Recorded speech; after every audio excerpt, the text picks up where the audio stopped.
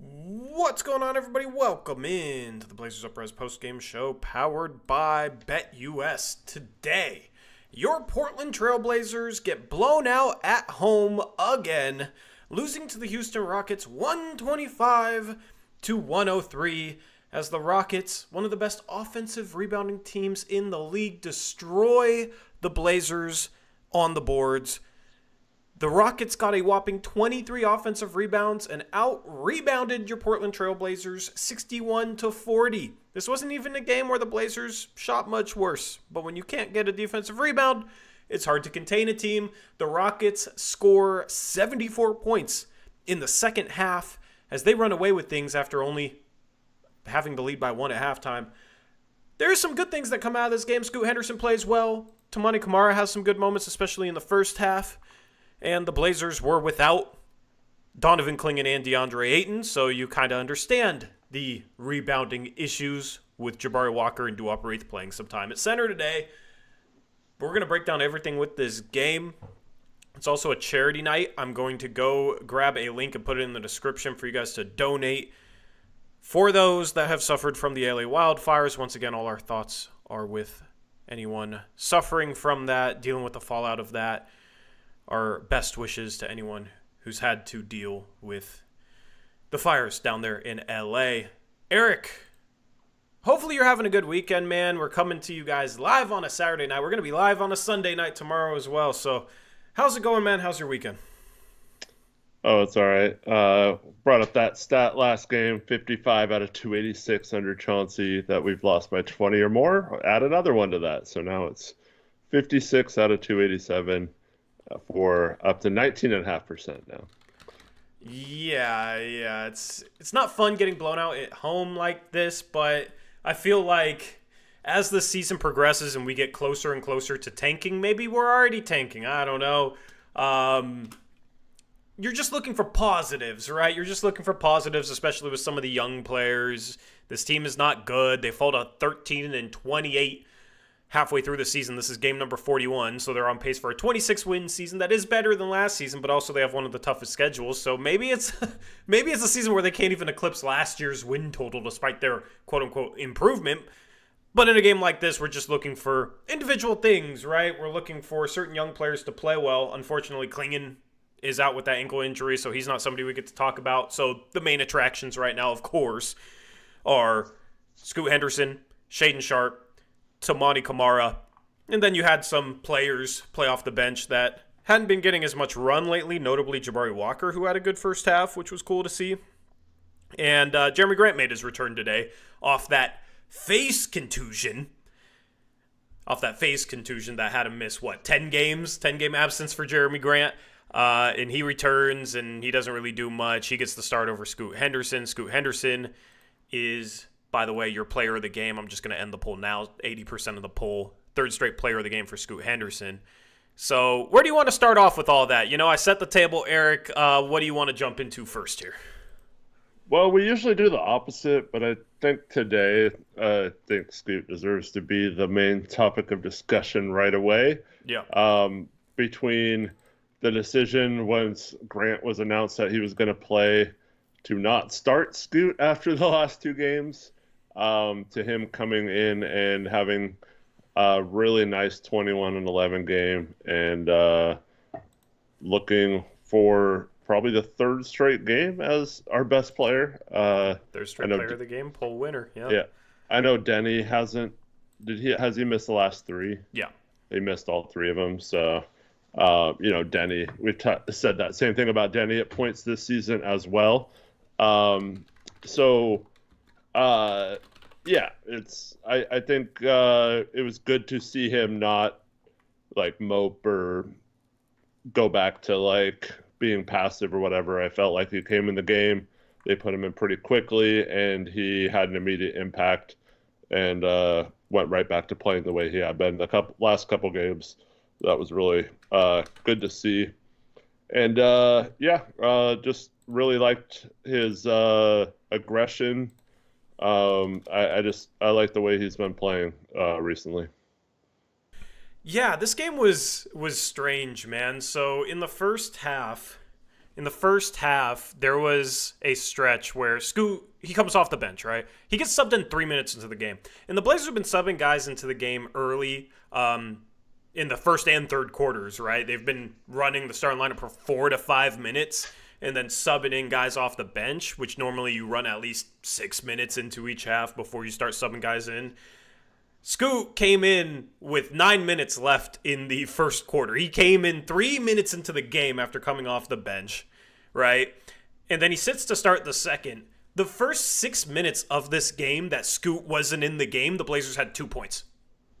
They had 2 points in the first 3 minutes of the first quarter that Scoot sat, and then the first 3 minutes of the second quarter, when Scoot was sitting, the Blazers had 0 points. And then Anfernee Simons hit a couple of threes to end that run, but the Blazers start off down 10-2. Scoot comes in the game 3 minutes into the game, and then proceed to go on a 17-9 run and tie the game at 19 all. And Scoot kept them in this game because I think the main thing you're seeing this team struggle with is they don't have enough like table setting, right? Like somebody to run the offense, playmaking, whatever you want to call it. And I think that's a big reason why this offense looks much worse right now without Denny Avdia.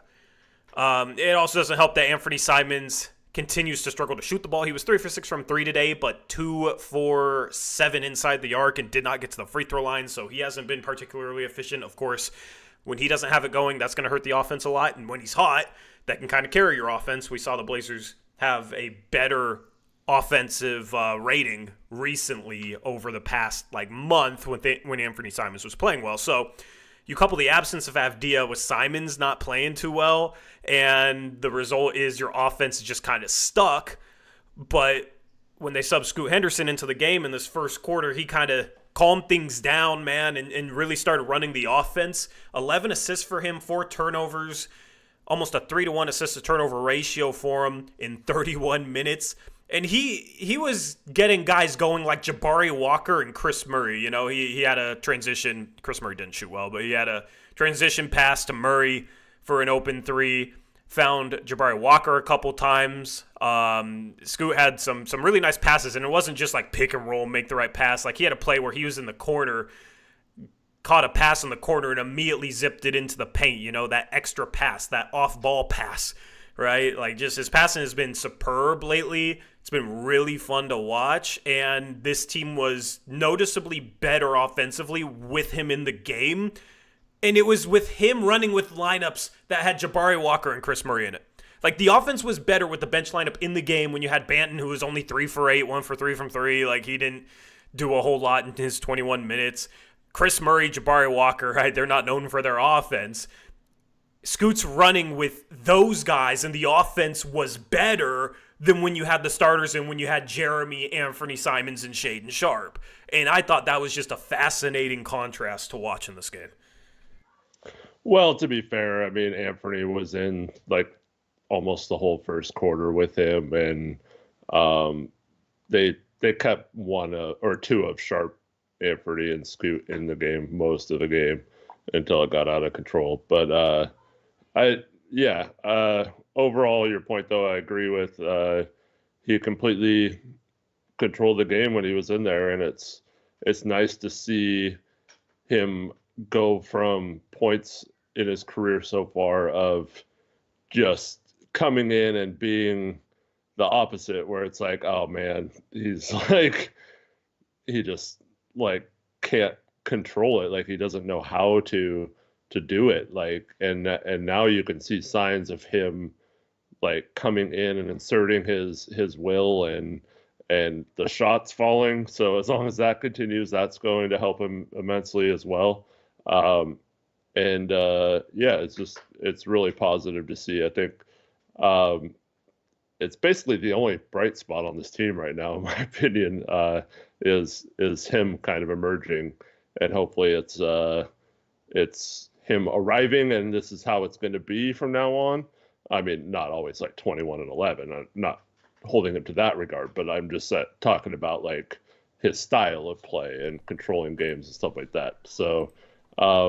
These last 3 games have been very encouraging if we're going to make or hope that Scoot is still our starting point guard of the future. I think we have a lot more faith in that being the case than just blind hope at this point, and so that's always positive. That's the one major thing we needed out of this season was clarity.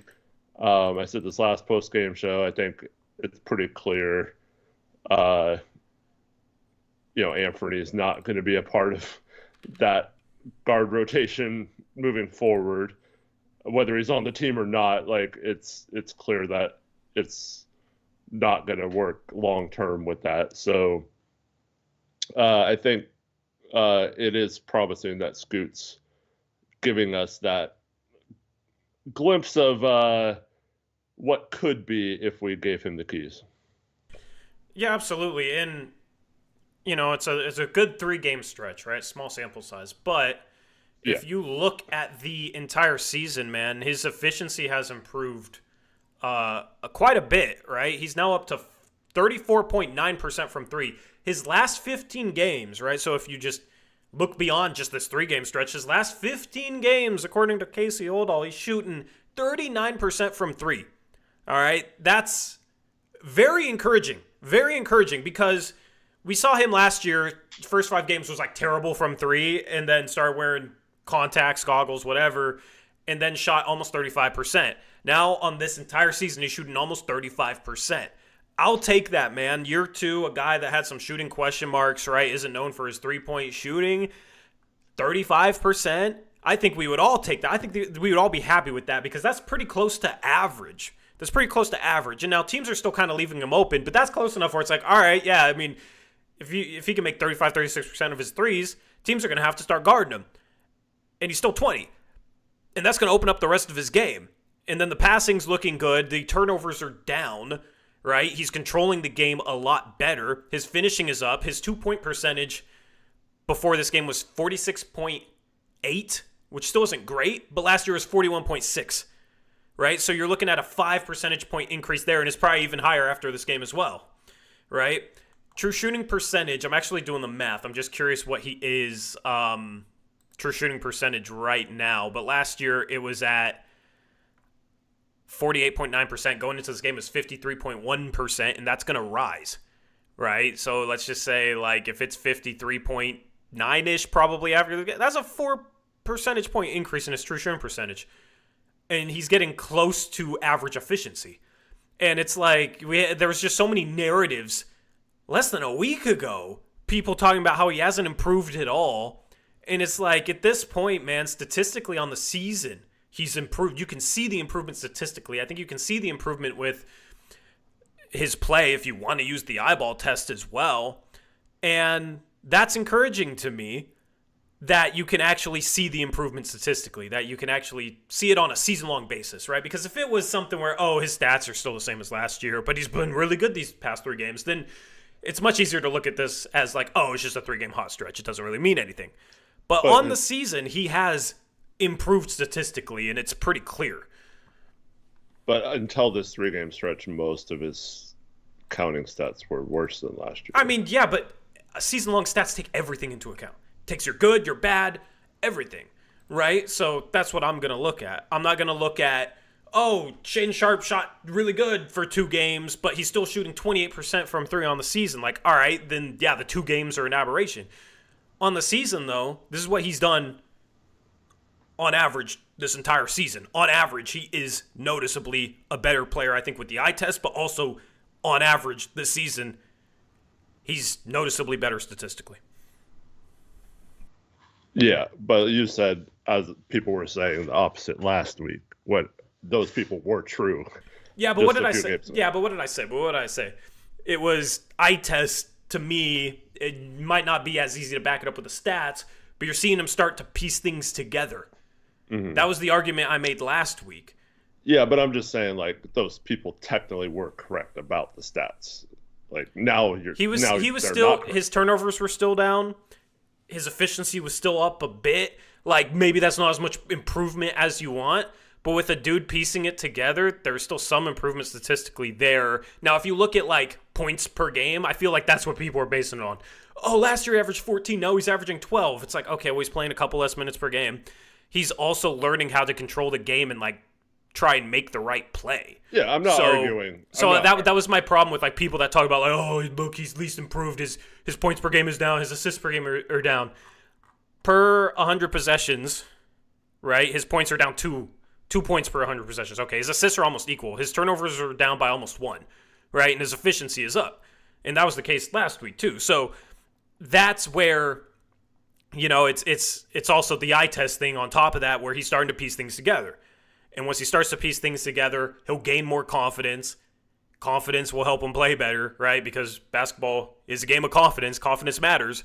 And you're starting to see him play really confidently, where he definitely seems like he's just on a different level in terms of the way he's thinking the game and the way that he's in his confidence on a night-in, night-out basis. I mean, 39% the last 15 games from 3 is a really good stretch. That's a really good sign for his development and gives me a lot of hope.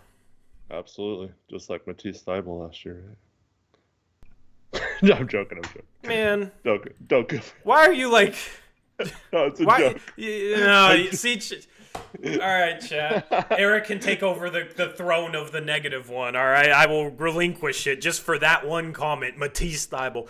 I mean, we literally talked about how his 3-point shoot percentage was 29% before that 39-point game, and it jumped like almost 5 percentage points in one game. But I mean, all right, that's the case for any guy that has a really good shooting game.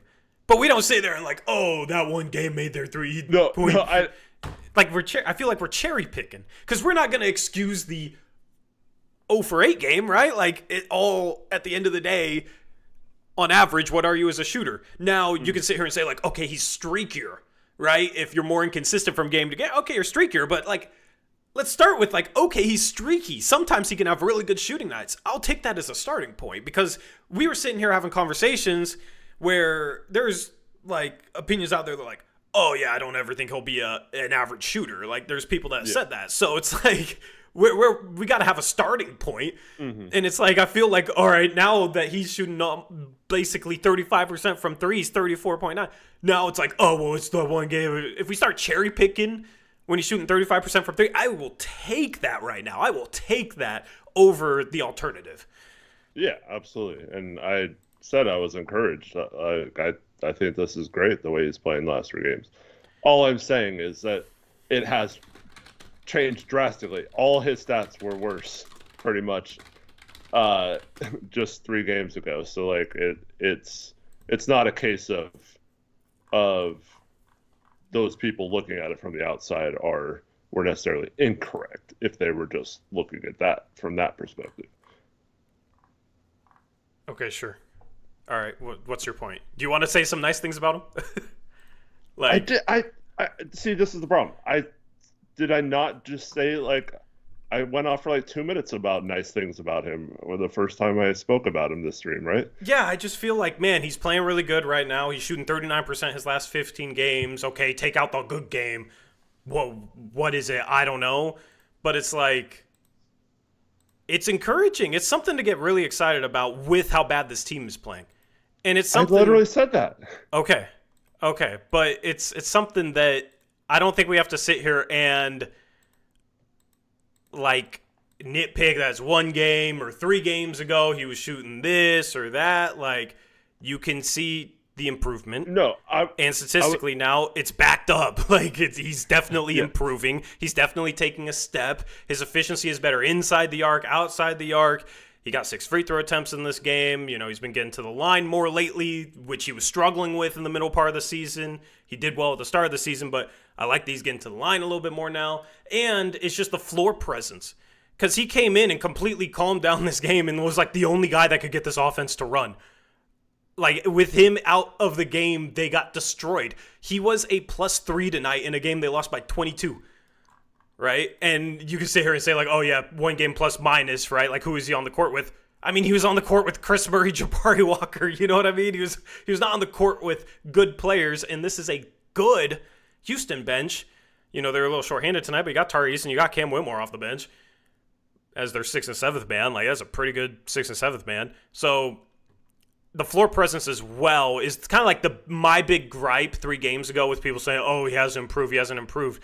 Because I think you can tell like the floor presence has definitely improved, but it's improved more than you can just look at the stats and say, "Oh yeah, look, assists versus turnovers," right? Because he's not in a completely functional situation, and there's plenty of games where he'll have like 17 potential assists and only have 6 assists on the night. So you can't just look at the assist number and say, "See, it's better," because it's not, but he doesn't have shooting around him. And he's made a plenty of phenomenal passes this year that have not been paid off.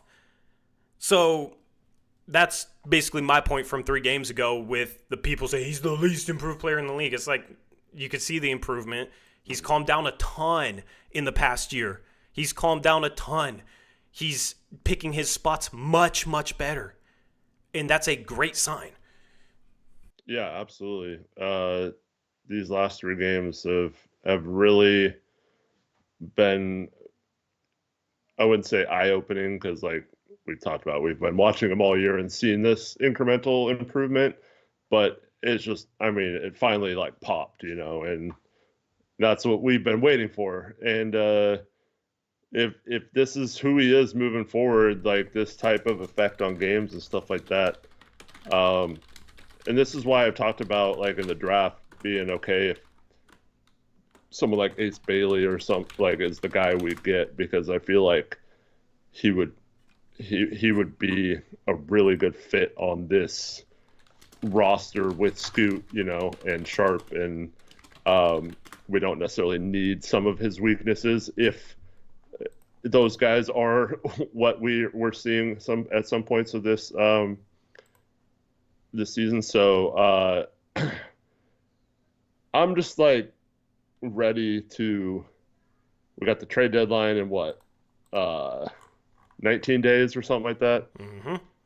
Like, I'm ready to turn this team over to Scoot and Sharp and just clear house, man. Like, just bite the bullet. I don't care if you get less value than you're expecting or whatever. I think if we're sitting here talking about how much cap space we have with no free agents to have to pay or overpay this summer, like the last time we had space, and we're talking about maybe getting, at least one young player or someone, or like, even if it's a second round pick, like Detroit has, I was looking at some of the teams like in the early second round. Detroit has Toronto's second round pick. So like if we traded Anfernee Simons to Detroit and we got like the 32nd pick in this draft, I think that's a decent enough asset to where I mean, it's not like great, but like at least you can say, hey, at least we got a mid pick in this draft to do some, assuming the Blazers don't come trade away for cash. But like I think that's the biggest takeaway from these last 3 games for me is let's just clear the deck. Yep. Give Scoot the pieces he needs, like you were saying. If he's making these passes and no one can hit a shot, well, let's get some people in here, even if it's just like, even if they're not good defensively or whatever, like just get some guys who can shoot and see what that looks like, surrounding Scoot with some shooters and see what that's like. And so fun piece is, why would you bank on Scoot for 3 games? He played decent. So to me, okay, I don't think it matters obviously it matters. That's not what I'm trying to say. I don't think for this team, keeping those guys around and hoping Scoot improves, or trading them all, and if whether Scoot is good or ends up flaming out of the league in a couple years, I think it's the right decision either way. Like, I think you have to at least try to maximize Scoot Henderson right now. And if you don't, you risk him never being that guy, or always wondering if he had that chance. And like Eric Olson says, rip the Band-Aid off, throw him into the fire, just like let him use this season's wash, right? So just go all in, see what you have with him. If it doesn't work out, this whole experiment wasn't going to work out anyway. This whole rebuild is screwed Yeah. if he doesn't do that anyway. So like you The whole, might the as whole well rebuild find that out, right? Yeah, the whole rebuild becomes very dependent upon whoever they draft in the next couple of years then if Scoot's not that guy. Exactly. Right. And that is not dependent on who we trade right now. In my question, I think like the best question you can ask people that disagree with this, Eric, is what's the alternative? What's like the outcome for playing it safe? What's the best outcome if you play it safe and you don't rip off the Band-Aid, if you don't, give Scoot the keys and just let him sink or swim and see what you have? Let's say you keep bringing him off the bench next year for however long because you want to keep Anfernee Simons. Like what is the upside of that? It's not a good enough outcome to not just figure out what you have with Scoot. It's playing it safe doesn't bring you anything worth playing it safe for, if that makes sense. Because with a lot of things in sports, especially with transactions, it's like risk versus reward. All right? The reward ultimately, the ultimate goal is a championship, right? So it's like, all right, your risk versus reward with Scoot, you give him the keys, you clear a path for him. He still has a chance of panning out, in my opinion, really, really well. Maybe he's not going to be the generational point guard that people thought, but that doesn't mean that he can't be a really, really good piece on a really good team. But if you don't do that, right, maybe it's not as risky because Ant right now, you can probably say, yeah, he's better than Scoot. All right, so you're playing it safe, but what's the reward? What's the reward with that path? So I think a lot of this rebuild is about taking risks that will give you reward at the end of the day. Because at the end of the day, to build a championship contender, you got to get lucky in some ways, right? OKC got lucky with the Paul George trade, getting SGA and as many first-round picks as they did, right? They already got lucky. San Antonio got lucky getting Victor Wembanyama, who's going to be the best player in the league in 2 to 3 years, right?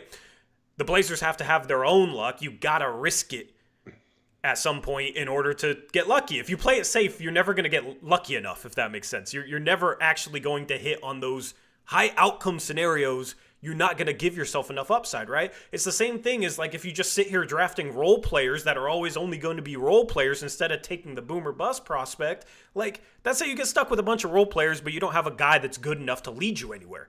Whereas if you take your chances on the Giannis Antetokounmpos, like Milwaukee did with the 15th pick a decade ago, it won them a championship. So that's where it's like, I fully agree with Eric, because maybe it's riskier, but like it's the reward, the best case scenario is much higher than if you don't figure out what you have with Scoot. Yep. And I was watching the Duke game, it was on right before the Blazer game, and Cooper Flag was amazing, man. And you can just see how good he's going to be in the NBA. And so, yeah, whatever team lucks out into that, I mean, hopefully it's the Blazers, and that's we're not even worried about this anymore because we found that foundational piece or whatever. But like, it's going to take getting lucky, like you said, and and I don't think it's the worst idea to maximize our luck chances. What do they say? Luck is just opportunity meeting circumstance, or whatever the saying is, so like you have to try to get lucky too. You can't just like not get lucky, but we need something. And I think like I mentioned earlier, Ace, I can see him being really good with our guards, and so I think we can add that piece. So I'm like hopeful there if we got a top 3 pick. And even if we get Dylan Harper, it's the Donovan Mitchell scenario all over again, only obviously Scoot and Sharp would be as established as Dame and CJ were. But like you just take the best player and you figure it out. And so I'm all for that right now. I think these last 2 games, it's been painfully clear. And I know Simons has had a great month up until the last 3 games. But it's just, I think I've been saying this for weeks that a change of scenery, I think, is probably best for both the Blazers and for Simons at this point. Grant, I think it's him being out for a while, even though we were losing. I mean, I liked seeing Tamani and Denny when he was playing and starting and not coming off the bench, and even Chris. Like, it's good to see Chris like getting consistent minutes and not like looking terrible on the court. Like he looks like a decent enough end of a rotation type player. I mean, that's probably like the best he'll ever be, but like you got a chance to see him get consistent minutes and him like actually do something with that opportunity. And I mean, we've been saying this for years that we need to give these guys these opportunities, but like I don't know how you can watch Scoot play these last couple games and not want to see what this looks like just clearing the runway for him. Yeah, absolutely. Absolutely. And as far as Chris goes, like, people know I'm not the biggest Chris fan, but the Blazers drafted him in the first round. They supposedly had a lottery grade on him, so it only makes sense to give him minutes and figure out what you have there, right? Like, instead you're playing Jeremy Grant ahead of him. Jeremy Grant hasn't been that good this year, and then we have to worry about, all right, what if Denny's healthy? Is he coming off the bench again? When he has been our best player, and then we look awful without him, coming off a competitive 5-game road trip where we're 2-3 with 2 very close losses. Actually, all 3 losses were single-point losses on that road trip. And then we come home and we've gotten blown out every night without Denny Avdia, right? Mm-hmm. So he's been as much of a difference maker as anyone. But when he comes back, I kind of expect them to bring him off the bench again so they can start Grant. Or maybe they finally bring Kamara off the bench because you can't bench Denny. He's been arguably our best player the last couple of months, and you're going to start Grant. So I don't know. It's just all these weird lineup. Why can't you bench Grant? I mean, they're not going to. You know what I mean? Like, I know. I don't know why. I don't. Does it send a bad message to teams you're trying to trade him to if you bench him? I don't know. See, this is where a good GM would just say, hey, look, we knew Jeremy was being traded by the deadline. We wanted to somewhat showcase him or show that he's fine or back from injury, but, we're really happy with Tamani and Denny and Chris, and we have turned the page on Jeremy. This was nothing against him as a player. We just knew he wasn't part of our long-term future as a 30-year-old player. And so you just got to convince teams that, like, this was nothing to do with Jeremy. We just liked the way some of our forwards looked when they got the minutes without him, and it realized that Jeremy's kind of an afterthought on this team in our situation with a 13-28 record, and so that's how I would approach it, but I mean, that's not going to happen, like you said. I mean, Grant's going to start every game he's healthy for, and I mean, it's the same way when Ayton's back and when Klingen's healthy and stuff. Like, we want Klingen to start, right? And yeah. Yeah, I mean, it's just the directionless stuff, and we've talked a lot about it recently. We don't have to go as deep into that conversation as we've gone before, so I'll just kind of summarize it with, there is a positive to clearing the runway and getting rid of Ayton and Grant and Simons. Now, the tough part about that is you probably could have gotten back more for Grant and Simons if you just decided to trade them at last year's deadline, knowing that you're going to try and acquire a young forward in the offseason, right? Like, I heard whispers about they were interested in Franz Wagner if he was gettable, right? Well, he was never gettable. No. But they wanted to add a young forward like that. They added Denny Avdia, who actually has a lot of traits that Franz Wagner does, like he's a very solid defender, can dribble, pass, 6'9", 6'10", you know what I mean? Like they actually have some similar traits. So it was pretty clear to me, all right, they were planning to add a forward like that. You already got Kamara, who at the trade deadline last year they knew they liked. And with the draft coming up, you didn't know if you were going to get Klingon or another forward or what. But it's like, you're obviously got Scoot and Sharp, so, like, get ahead on Anfernee Simons and trade him when he has the most value. Because I think, if anything, he has less value now than he did at the deadline last year. All right, get ahead on that. You still had Brogdon at the freaking deadline last year, but he was injured. You could always bring somebody in if you didn't want to start Scoot, just a token veteran starter to mentor Scoot and start if you still wanted to bring him off the bench last year. Ayton, you didn't need Ayton. Ayton was never going to factor into this team competing, and that's so obvious now, but I thought it was pretty obvious at the deadline last year. He was never going to factor in to this team competing for playoff series wins. So why keep him? If guys are not going to factor in to you ever competing in the playoffs, why keep them? Because the only point to keep them or not heavily shop them is because you're going to try and hope that they magically get more trade value. But playing that game with a rebuilding team is dangerous because you're prioritizing trying to maximize trade value for guys that might not even play better or increase their trade value at all. If anything, they could decrease it. But you're prioritizing showcasing them and trying to play up their trade value over maybe the development of your young guys. So I don't like that mindset in a rebuild. And now look at where it's led us. Like, now it's just clear the deck, get whatever you can. It's probably less, but who even cares at this point? And clear the runway for the young guys. So a lack of foresight, but at this point, even if you get back less, I still think you have to do it, and you're still in a good position moving forward. So it's not something that's if you don't get much back for these three guys, it's not really what's going to decide the rebuild at the end of the day. And if you clear a runway for these young guys to develop and it helps them out a little bit, then it's addition by subtraction. So, yeah, you got to move on. You got to clear the deck. I'm right there with you. Yep.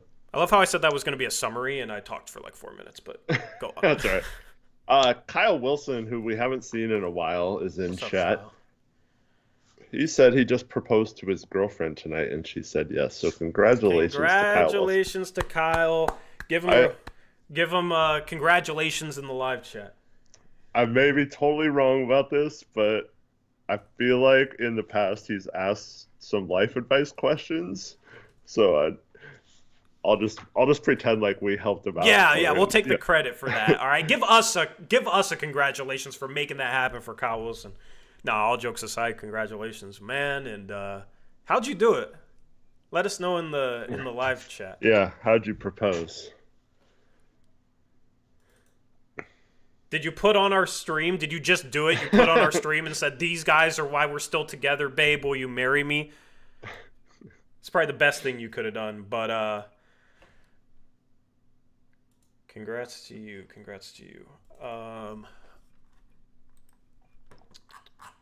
Taylor says he did it at their favorite restaurant, Little Caesars. Little Caesars. That'd be so fun. Oh, man. So now that you're engaged, are you going to be in chat more or even less? How does that calculation been in chat for a while. Yeah. So we gave you life advice just so we could lose you to your now fiance.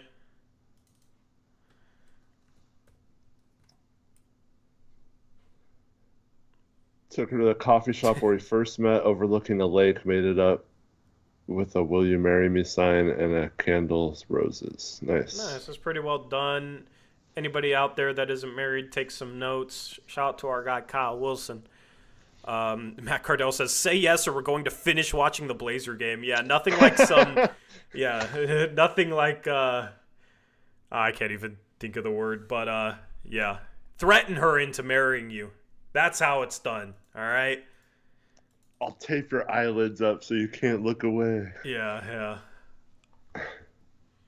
That's funny. But yeah, Scoot, great game. I mean, at the end of the day, so there's a conversation in chat that I was partaking in, and it was basically like, "Oh, you cherry pick with Scoot because you take out like his first 5 games or 10 games or 16 games last year when you're talking about his shooting." It's like, I've never ignored somebody's season-long shooting, good or bad. I always bring up season-long three-point shooting percentages because it takes into account the good stretches and the bad stretches, right? It's a bigger sample size. You can put more stock into it. But we always talk about recent shooting percentages. We always talk about like the last 5 games, the last 10 games since this point. And I always put in context of like, he's shooting better lately than he is on the season. Because in the last 15 games, he's shooting 39% from 3, Scoot is, right? But on the season, I mean, he's still showing improvement. He's at 35% right now. He was at, 32.5% last year. The thing is, last year is like the first 5 games he wasn't wearing contacts, and then supposedly like he needed contacts or like, couldn't see well enough. And then he starts wearing contacts. He started 2 for 21. Starts wearing contacts, then he's like almost 35% the rest of the season. I think he was like 34.5%. And I was referencing that because that's a clear difference. I think if you're not seeing as well, you're obviously going to miss more shots. But at the same time, it's like, all right, he shot 32.5% on the season. This year, he's up to 35% so far. Yes, he had a really good game where he went 8 for 10. Yes, he's been shooting better lately and he's on a hot streak. But it's like, that matters.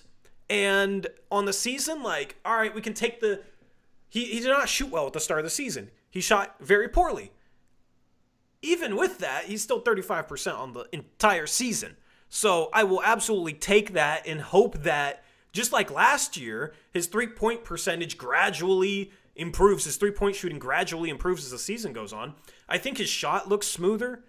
Now, of course, when it's going in, sure, like it's going to look better. His form's going to look better when it's going in. Like Sean Marion's shot looked very ugly, but when he'd swish it, it looked kind of cool. You know what I mean? But he's shooting better. Like, he's shooting better on the season.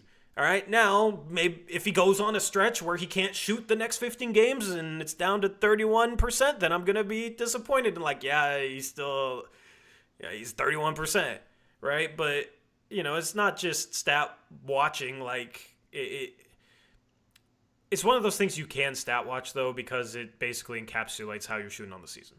Like, and it takes into account the good and the bad, and the bigger sample size you have, that matters. So there's tricky things with guys like Denny Avdia, who shot 30% from 3 his first 3 years, then jumped up to 37% in year 4. And going into the season, we said, hopefully that wasn't an outlier. Hopefully it wasn't just a season where he overachieved. Then at the start of the year, he couldn't make a shot, and it was, all right, maybe it was an outlier. And now he's shooting so well that it's like, all right, I believe Denny Avdia is a solid to good three-point shooter, like 36-37%, can knock down some off the dribble. Like, I don't think that was an outlier now. Like, he clearly improved, and he's been shooting great 3-ball. Now, with Denny, it was like, over a 15-game stretch, he was shooting like 48% from 3. Now, obviously, he's not a 48% three-point shooter, and I'm a big Denny fan, but I would always say that is just a hot stretch. He's not going to maintain that. But at the end of the day, he's shooting 36-37% on the season. That's great, man, because even the best shooters have rough shooting slumps and hot shooting stretches. That's why you look at their percentage for the season, but of course you can always provide context of like the last 15 games. He's been shooting better, he's been shooting worse. Yep. And I'll always take the recent stretch as being the most encouraging, right? Hopefully. Yeah. Especially with a young player, you got to hope that that's the case, that he's just improving. But I do agree that his shot, especially that his first 3 he shot tonight, it was just like, I thought his form looked really good on it, even though he was kind of off balance and there was a defender flying at him.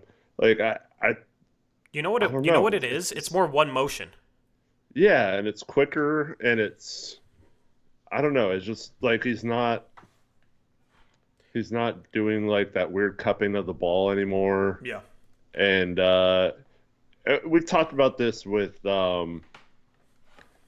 was it Scooter? Who was it that Tamani? Yeah, maybe it was Tamani, right? Yeah, that like he definitely worked on it and he definitely improved his shot mechanics, but when you get tired and over the course of the season it's hard to like keep it up, so you still have to train your muscles long term for it. And so like it'll be interesting to see if Scoot reverts back at any point as the season goes on. But yeah, I'm very encouraged by the way he's just shooting the ball. That, I mean, it looks different than when it did in the past. And honestly, in the past, I didn't have faith that his shot would be to this level, even like 35%, just because like I didn't like his mechanics at all. But the way he shot the ball lately does make it seem like there is a chance he could be this level of shooter at least consistently. And if he's this level of shooter, I think that's probably enough for him to be at least a starting level point guard. I don't know if he still needs to improve it more if he wants to take that next jump, but like if this is who he is, like a 35-36% shooter, I think that's good enough for him to be like a solid player. But hopefully it's more than that. But like I don't know. I'm feeling a lot different about Scoot the last few games. Yeah, I think so. Remember last year we had a conversation about the timing of his release, where at times it felt like he was releasing the ball like almost on the way down, right, or at the very peak of his jump. And I've had this conversation with you, Eric. I don't know if I've had it on stream, just about like it's easier to shoot from longer distances if you shoot earlier in your jump. Yeah. But it's easier to get the ball there, like it's more effortless, but maybe it's a little harder to get the touch, right? But the reason that is because you have the most upward momentum when you're leaving the floor, right? Because it slows down, you reach the peak of your jump, and then you start going down. So if you're shooting at the top of your jump, you actually have less energy from your legs, whereas like if you're shooting earlier in your jump and it's a one motion shot, you actually have more power from your legs. And the perfect example of that is Steph Curry. He shoots basically when he's like leaving the floor, and he has the quickest release, like the purest, smoothest one motion shot. And he has some weird things on his shot, like he actually thumbs the ball at his set point, hands on the side of the ball, and then he kind of rotates it through. Like he doesn't have textbook perfect form or anything, but why is his shooting form really good? Because the flow of energy into his shot is perfect, and it's a perfectly smooth one motion shot. And Scoot coming into the league would bring it up to his set point. If you don't know what a one motion shot means, it basically means from start to finish you're shooting the ball. Whereas a two motion shot is like you bring the ball up here to your set point, you pause for a second, and then you shoot it. So it's like two different motions. It's up, pause, and then forward with your release with your shot. Scoot, I think, had much more of a pronounced two motion shot last year, where he would bring the ball up to his set point, pause, and then shoot, and it looked like he was struggling to get the ball to the rim. Remember, early last season, he missed so many threes short, where it was like, man, he can't even get the ball to the rim. And I think that's a perfect example why. And it definitely seems like he's sped up his release. I think that's why it looks like more of a one-motion shot, but it's also more effortless for him to get the ball to the rim.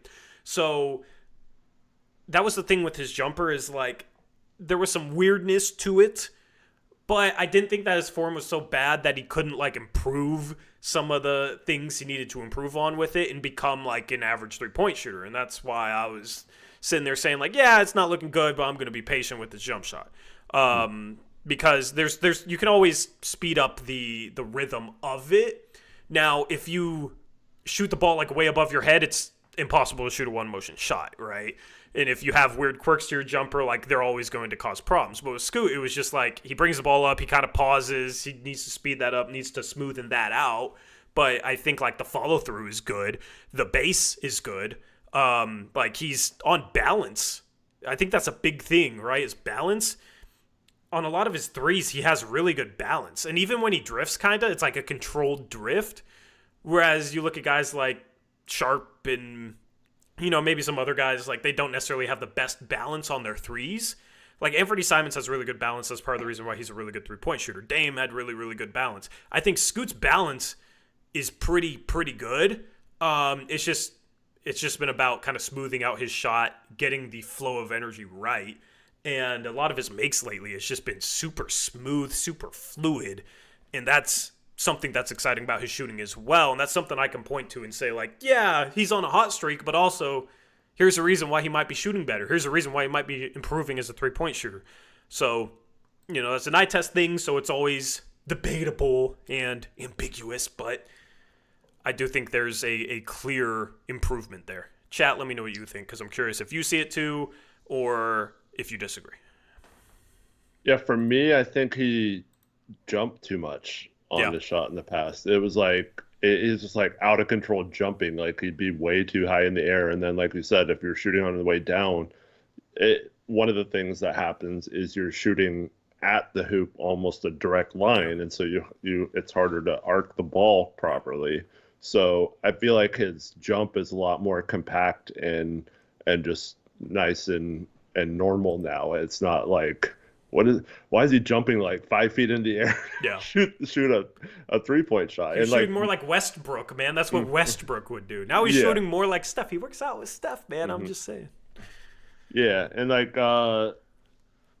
yeah, I mean, there's a lot of like look at Myers Leonard for example. Like he barely jumped at Yeah. all on his 3 point shot and stuff like that. Like a lot of really good shooters jump, but they don't.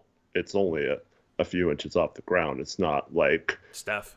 how high can I Yeah. jump and then shoot the ball. And I don't know. I haven't paid attention. I guess with how high Shaden jumps, but with his vert, maybe that's becoming an issue too. But like, um, it is, yeah. Just seeing the difference in the way it looks over the course of a year and a half now is really good sign, I think, for him becoming just a capable shooter in the future. The letter O says Scoot wide open standstill, so why would he be off balance? Have you not watched him the last 3 games? He's shot multiple threes where he has not been at a standstill and has shot on the move with really good balance. So I highly suggest you go rewatch some of the threes he's shot the past few games. And that's why I said like you can be balanced, but if you then try to jump as high as you can to shoot the ball, like then you're in the air and you lose all that balance Yeah. once you're up high enough. So like yeah. Yeah, absolutely. Absolutely. So even with these blowouts, like, so we've gotten blown out 3 straight games, but I don't even feel that bad about these games because one, Scoot has been playing well and has been shooting the ball really well. His true shooting percentage, I did the math, is 53.9%. My guess was right. Round of applause to me. 53.9%, right? It's still below average efficiency wise, but it's like if I was to set a goal, I used to do the player previews where I'd set stat goals. It'd be like, all right, shoot probably 34.5% from 3. It'd be shoot probably at least 45% from 2 because he was 41 last year.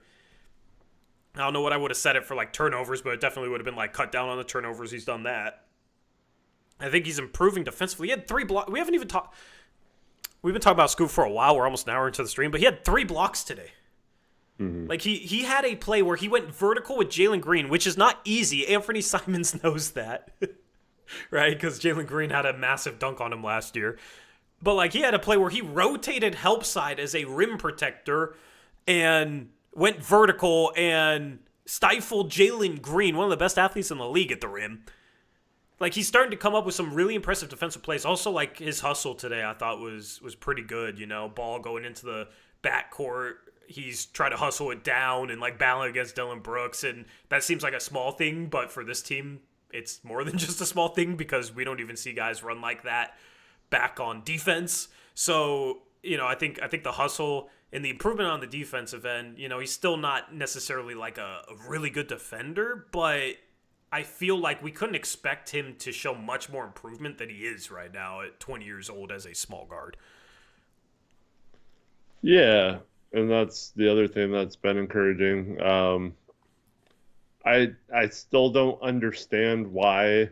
I mean, this killed us at the beginning of the game where our guards are forced to be that secondary rim protector or get stuck trapped under the basket trying to guard like Şengün or whatever. Like that drives me crazy how our scheme just and you see like Grant or Tamani on Fred VanVleet. Like, what did Fred VanVleet shoot in this game? I know he hit a 3 late, but I think he was like 0 for up until that point. Like, why do you not just put your like worst defender on him and just hope? Yeah. Like, that's what I would do against the Rockets is just, okay, Fred, you're gonna have to shoot well this game to beat us and put your best defenders on other guys. But like, that was insane. But like Scoot's been doing a lot better job. he's really got a knack of stealing those outlet passes or getting in the passing lanes on those and creating havoc. And yeah, he's when he just has to make a play on the ball, I think just like Sharp is, I think the instincts are there. It's just knowing where to be positionally when you're not Yeah. like going directly after a line drive.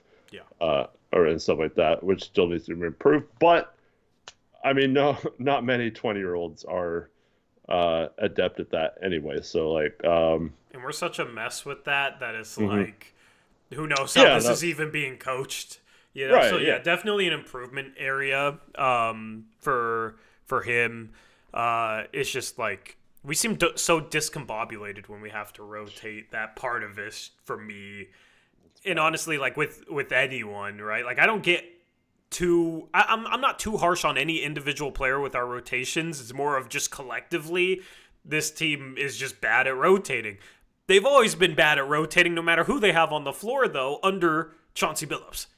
So I'm going to look more at him with rotation stuff defensively than any particular players, cuz it's just like there's so many times where a pass is made, an extra pass, and a defender is just like, oh, I'm supposed to rotate.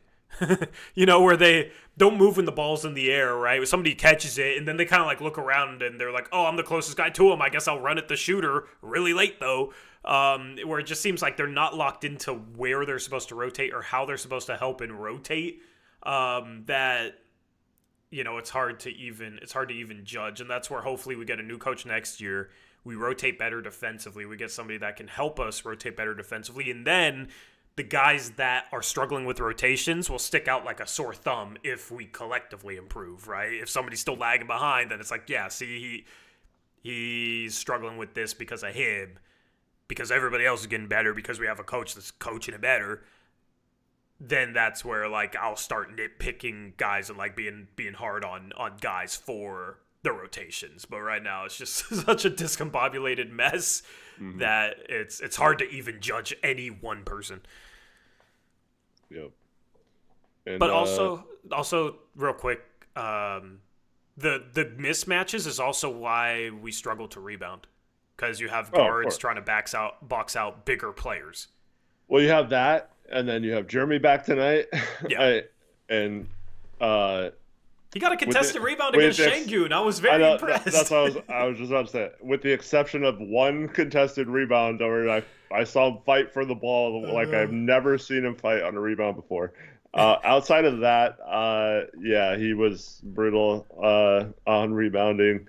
Şengün had 3 offensive rebounds on the first play of the game, I think. Yeah. Four shot attempts to get his first 2 points. Yeah, so... Man, 23 for the game. I think they had given up 14 offensive rebounds at halftime. Yeah. Giving up 61 rebounds total. That's just bad, man. It's brutal. I mean, we did get 24 fast break points, and I think that's something where like Scoot did a really good job today of upping the pace. Multiple times he pushed the ball in transition, and defenses kind of lock in on him when he's pushing the ball in transition, and they'll sag off the wings, right?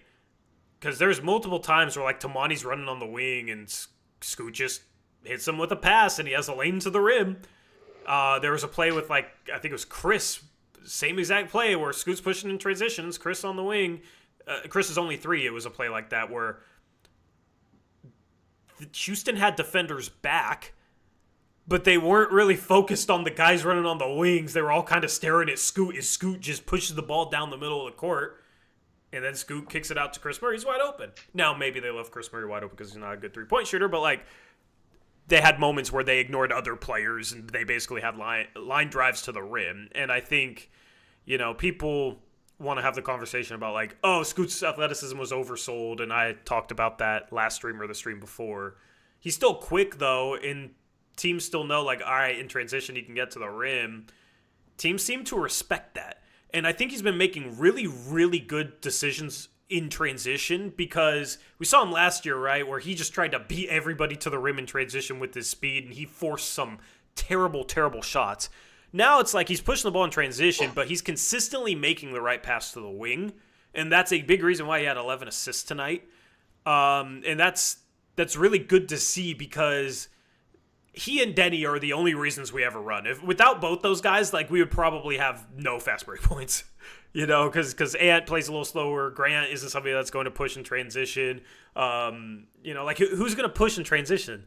Right, Sharp maybe occasionally, but he kind of has to have an advantage from the get-go. Like, he's not going to push something without a numbers advantage, unless it's like a 1-on-2 where he's past half court and just decides to try and take it to the rim. So that's where I think Scoot did a really good job today, because it's not like our half-court offense was all that great. We've been saying that all season, right? So it was cool to see the way he was pushing the pace and the way he was able to find guys on the wing. Well, Jabari got robbed of a fast break bucket tonight, where he got called for a foul after he stole the ball. Yeah, true. That was a terrible call. Also, not that it mattered or anything. But you love his dunk. Can we call that a dunk? Was that officially a dunk? Sure. I mean, it went in. He touched the rim, so yeah. Dude, if I did that, though, I don't even know if I'd call it a dunk for myself. So I'm not going to call it a dunk for him, man, because that was... Like, he was open. He's 6'8", NBA player, and almost misses a dunk because he can't jump high enough. I don't want to be too mean to Jabari, man. He's just below the rim player. And he had some good below the rim plays tonight. I put him in the player of the game poll, Eric. I know. I felt like he was deserving. I felt like he was our fourth best player tonight. As someone brought up earlier, I think we were talking about this a few streams ago, like, when are some of these guys going to actually make player of the game polls? And it wouldn't be until we were tanking later in the season, and here we are. Jabari, fourth best player tonight, because I think he was, I don't know, I could have put Simons there, I guess, but Simons, I don't know, like, this is the third straight game where he's struggled. Do you have any thoughts on him? No, I mean, just got mismatched way too much, and I don't know because I mean, this is going back to Stotts. This is one of the problems we had with him, with Dame and CJ and stuff. It just seems to be what happens with the Blazers since we've been doing this show, at least. I mean, didn't turn the ball over, at least. That's the one positive I'll say about it. But yeah, unfortunately, his hot shooting seems to be a thing of the past. Because he did go 3 for 6 from 3 today, but yeah, the inside the arc stuff, 5-13 on the field with no free throws, not good. Yeah, and I mean, he wasn't getting to the free throw line even when he was having good games. So, I will say, like, I mean, there were probably 2 or 3 of his shots that he forced, but I think all of his threes were within the flow of the offense, pretty much. 2 of his first 3 were off kickouts off of offensive rebounds that were wide open shots. So I'm not gonna get on him for taking that. So I don't know. Like, I will say I feel like he is letting Scoot take over more as he plays well. Maybe that's a good sign, but I still think ultimately probably needs to go. Yeah, he's just very jumper reliant. He's just very jumper reliant, and he's a really gifted shooter, so he kind of can be, but it's just the other stuff. Even when he had that hot streak, I felt like a lot of it was like, oh, he's just making a ton of jump shots. Yeah. And, I talked about how, like, the offense without Scoot or Denny really struggles, and it's like you don't really have a consistent advantage creator. Because Sharp still, like, in isolation, he's had some good moments, but I wouldn't call him like somebody that can consistently create an advantage off the dribble. And part of it is because he's not a good three-point shooter yet. So defenders can kind of give him a little bit of a gap. Like, if he could really shoot threes, then he'd probably consistently blow by guys. But in a game like tonight, there's games. The tough thing with him is there's games where he, like, will consistently get to the rim, and then there's games where he just, like, does not ever get a step on a defender and just is kind of absent. You know what I mean?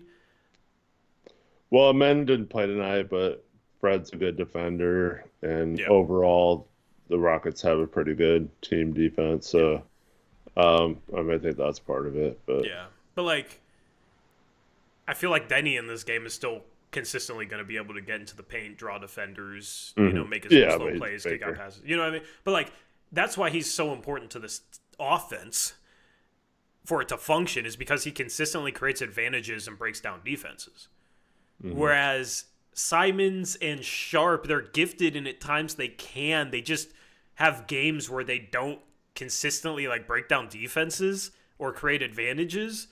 And I think that's part of the reason why the offense looked better with Scoot on the floor, because Scoot, I think at this point, he can at least turn the corner and like put pressure on the rim or put pressure on a defense in transition, right? Where he's going to push the pace before a defense is set, and he'll get his teammate an advantage because of it, right? So I think like they only put 103 on the board. I don't think it was a problem with shot selection.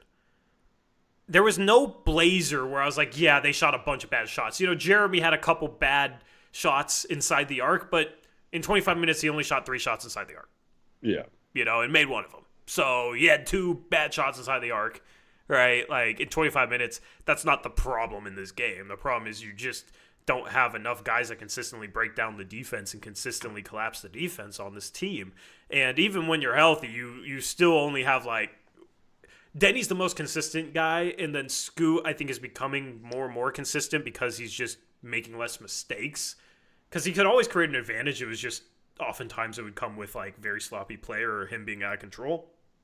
I think for Simons, when he's making a ton of jumpers, then he can, because defenses really have to respect it, and he gets in a groove and finds his flow. But the past 3 games, it's like he just hasn't really done much off the dribble at all. And part of it is maybe deferring a bit to Scoot. So props to Ant for that. Like, he's not really forcing a ton of shots. He only shot 13 shots in 32 minutes in this game, right? Isn't that what people wanted? The people that criticize Ant for being selfish and being too aggressive, right? Like, you should be giving him props right now. Because the past 3 games, he kind of has taken a back seat, maybe to his own detriment, where he hasn't been able to find a rhythm shooting the ball. But part of the reason is he's not forcing it. So for all the people that criticize him for forcing too much, like, I think you have to give him some credit for that, right? But also at the same time, it's like, man, I just wish he could consistently create advantages off the dribble, even when he doesn't have a rhythm, or even when his jump shot maybe isn't falling or he's not shooting a ton of threes. Like, and playing next to a guy like Scoot and Sharp, I wish Simons was a little bit better at like still picking and finding his spots to be aggressive and attack and like make things happen, and being able to consistently be effective in that way. yeah. To me, it always comes back to the coaching situation, and I'll say the same thing with Sharp, who I thought was brutal tonight. Like, how many times are you going to drive in and lose the ball, dude? But like, still, we know these things about Simons and Sharp. Yeah. But why aren't we doing stuff to make it better? Like, Yeah, exactly. having them come off different situations or off ball screens or something with Well, Scoot handling the ball. And like, I don't understand. And the other thing is, we saw the analytics. Sharp was amazing in pick and roll, and I can't really remember the last time he ran more than a couple pick and rolls in a game. This last few games, so like, we're just not even playing to their strengths right now. Yeah. And the thing is when you don't have a good half court offense, when you don't have good sets, you're more reliant upon guys being natural advantage creators, right? Because running Sharp off a curl, why does that work so well? Because the screen gives him an advantage, right? He doesn't have to generate the advantage himself. It's like he comes off a curl, the defender's getting picked off, right? The defense isn't completely set to guard him. So oftentimes he has a lane that he can hit and use his athleticism and finish, right? Or he comes off the curl, gets into a really clean mid-range shot, or if the defender goes under, he pops for 3, right? And that's manufacturing a situation that plays to his strengths without having to just give him the ball and have him ISO, which he's not as strong at as, say, coming off a curl, right? And that's where when you have a more stagnant offense and your sets aren't that good, you're more reliant upon guys that can create advantages out of botched half-court situations and just isolation basketball and that sort of stuff, right? Denny's been good at that. In the past, it's what we called the Dame Please Save Us offense because Dame was insanely good at it. And the hope is, in the future, you'll have guys that are insanely good at that, right? That's basically superstars. That's what they do. But you don't want to be completely reliant upon that. You want to be able to make things easier on that star, and when they're out of the game, still be able to run good offense and get guys in situations offensively that suit their strengths. The thing is, we don't have a star, and we run an offense as if we have Damian Lillard, or we have Gilgeous-Alexander, or we have a Luka Doncic.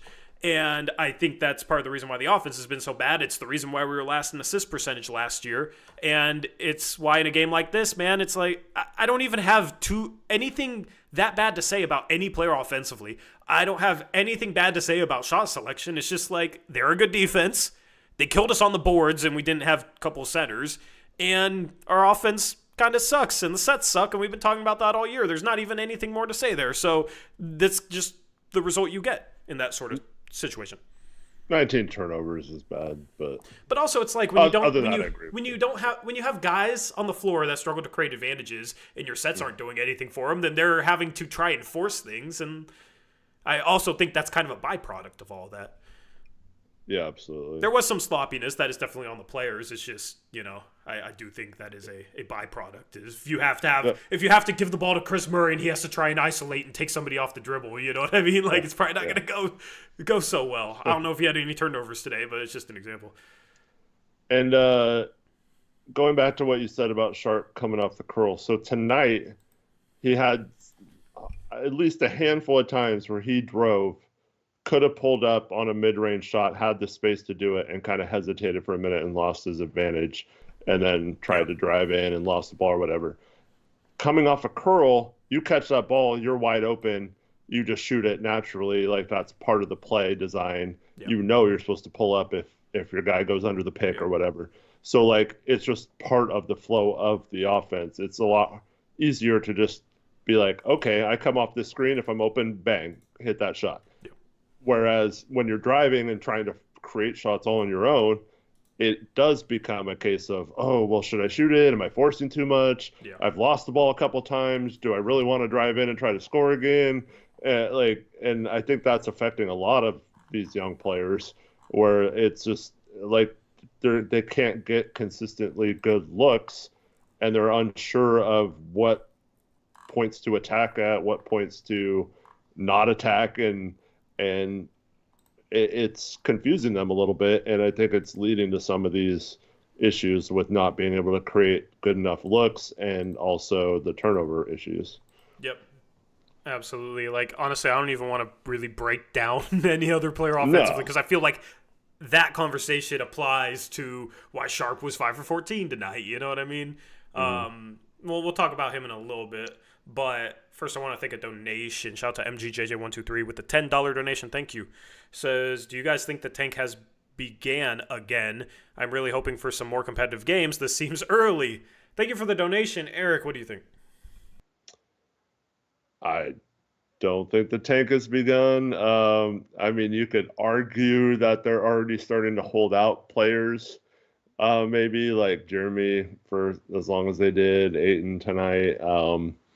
You could maybe say that, but I think they're trying to win still. Like, I don't think they're I don't think it's quite happened yet. But at this point, I mean, even if you were thinking, because like, there was that one point where we were 8-12 or something. It was like, oh, if we just win a few more games, like we could be in the playing picture, right? Yeah. So I think even that now, like you're 15 games under 500, it's over, dude. The season's over. Yeah. You're at this point, like you said, like if this is as good as you're going to play, you're going to win 5 more games than last year. And while that is an improvement, I guess technically, is that worth worse odds for? So I would expect them to quiet tank, not necessarily the outright tanking that they've had the last couple of years. But I still think, I mean, like the players and coaches obviously aren't trying to lose on purpose, but um, I still think they're trying to win. I don't think it's like outright tanking was why they're playing bad or anything right now. Yeah, I fully agree with that. Fully agree with that. Thank you for the donation, MGJJ123. And then also, if you want to donate for LA wildfire relief, there are a couple links for different things in the description box below. Also, I'm going to run for like 5 minutes. I'll be back. Eric, feel free to talk about whatever you want to talk about. All right, and then Mr. Payan was in chat. How you doing, Leo? He says, been a while. What's up, fellas? Been a minute. What's up, man? I was actually going to reach out to you, see how you've been, because I hadn't heard from you in a while. Hope you're doing well, Leo. Yeah. I see Jermaine, you guys are going at Jermaine in chat. Yeah.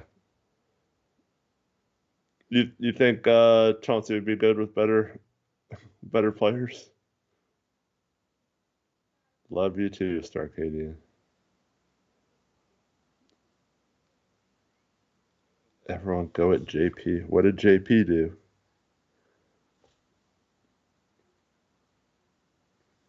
Alex asked, was Aiton's trade value better last year than this year? I think maybe you could make the case towards the end of last season he improved his trade value. So like if they would have moved him over the summer, maybe you could have gotten like a couple seconds for him. But I think obviously the Suns gave him away for very little, literally little. And then the Blazers, if they trade him, they're going to be in a situation where they're just going to have to accept whatever they can get for him, I think. So I don't know if he's ever had value more than maybe a couple second round picks when he had that good stretch last year, but that was post trade deadline for the most part. So yeah, I don't think it's going to be that case that way at all. What's up, Arrow? How are you tonight?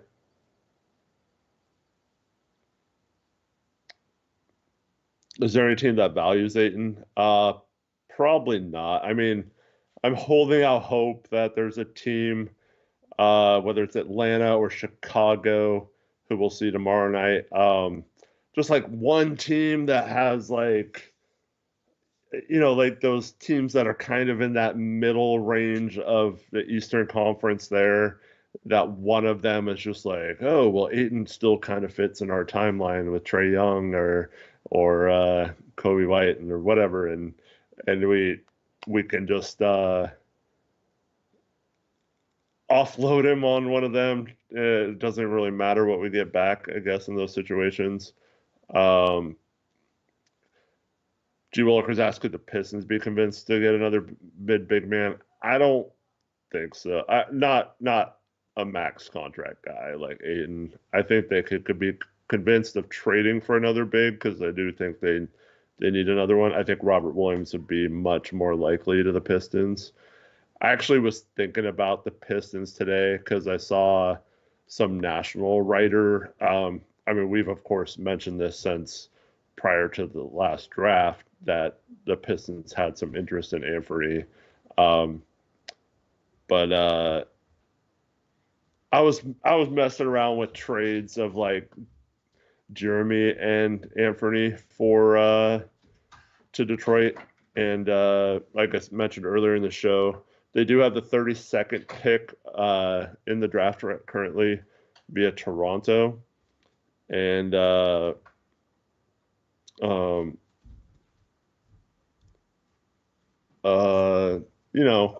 could you maybe squeeze a first round pick if you got nothing substantial player wise back? So if you took on like Toby, Tim Hardaway Jr., and maybe you get like Marcus Sasser just so you have another guard. could you maybe get that second round pick and a future protected first? I would take that, I think, at this point. And that's really tough considering what those guys should be worth, but man, it's tough.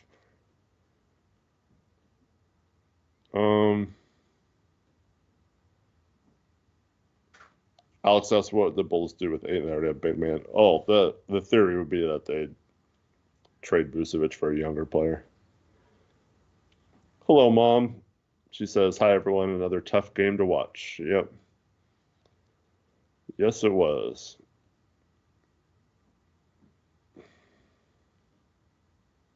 Scott says Ayton is an elite finisher. Good guard play would emphasize his strengths. I think Atlanta makes a lot of sense. Yeah, Trae Young is one of the, if not best, playmaking passers out there. So I think that does make sense for them. You just gotta hope, from their point of view, they're interested in it, because there's a lot of teams like Atlanta, Chicago. Like for those that keep bringing up New Orleans as a trade destination for them, like a lot of those teams have been cheap in the past and not wanted to be tax teams, and so in the new CBA, adding a player like Ayton makes it very tough if you already have big value contracts on the roster. So, but yeah, you just gotta hope one team does that. Just one team, right? Boom says, hello, everyone. Definitely rough out here in Blazerland. Yeah. Yep. Chris says, what's up, Eric? You said you liked Ace Bailey's fit on the team. If we drafted him, whose spot does he take in the starting 5 from our existing young guys? I think it's probably Tamani. Yeah. I mean, I don't know if it has to be right away. I mean, you could just have a 3-man rotation. I don't think Bailey's a 2. I think he's more like a 4 that can play 3. It's kind of similar to what Jeremy is. But yeah, because Bailey's good defensively too. So he's got a good 3-point shot. Now his free throw percentage isn't great, and that's sometimes a bad indicator. But I do think that,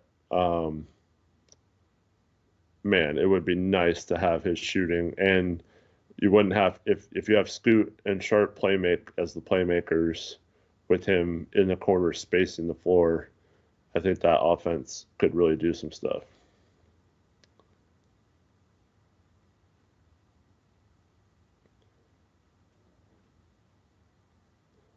And Barking Box says, watch him give up a first to get rid of Aiden. Yeah, I hope he doesn't do anything like that. I'd rather just basically cut him and have dead money next year.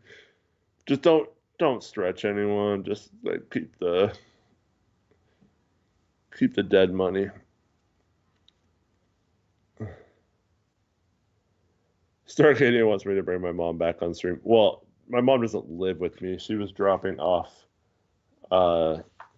She won this signed Anfernee Simons hat, so great timing. But yeah, she gave me she wanted to bring this by to me, so I got that hat from my mom.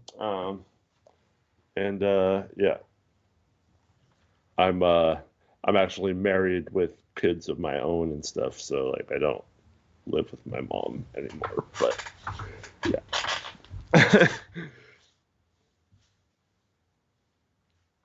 Tyler still remembers my wife's fart from the off season. Yep, that was awesome. Yep.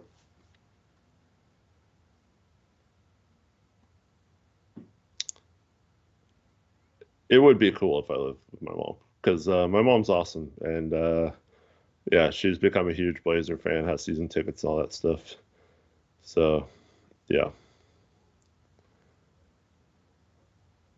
Future scheduled guest appearance.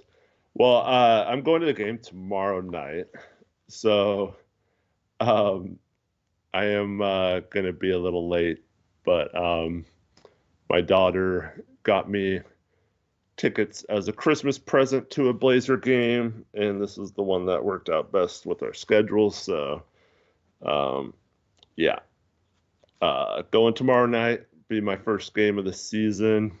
Kind of felt like maybe boycotting the whole year, but I I do like spending time with my daughter. I went down. She goes to Oregon State, and we went down to a Beavers game against Washington State, and I was like really like down on the Beavers at the time because they had lost a bunch of games and things weren't looking good. But then that game was really cool, so the Beavers ended up winning and beating Washington State. So that was fun, and so like hopefully tomorrow is a good experience as well. Um, Eric Blanton's going to the Bucks game, but yeah, I went to the Bucks game last year, and that was awesome. Just yeah.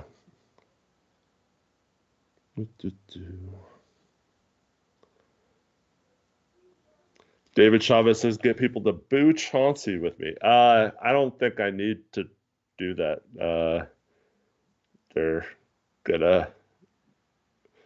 The boos, according to my mom, have been loud lately, so I don't know how they were tonight because I didn't hear them, but they've stopped having the audio for that when he gets booed.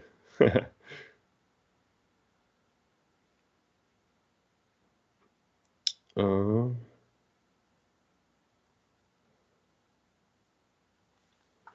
do, do, do.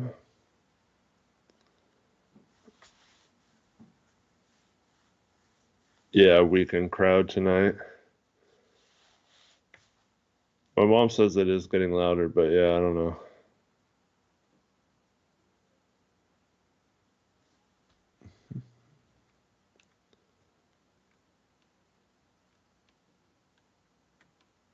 Yeah, so I'm gonna be a little late to the show probably because it takes me a while to get home from the game. I was trying to explain to my daughter that because she was like, "Well, it's been good luck when we go to games because we had gone to a Beavers basketball game the year before, um, and they won that one, and she's like, "Oh, maybe we'll be good luck and they'll win." I'm like, "Well, I don't know if I want them to win." It's but you say it too. Huh? You say it too. You say that we're good luck too. No, I know. I'm saying I'm explaining that I had to explain to you that it's not necessarily a situation where we want good luck. Oh.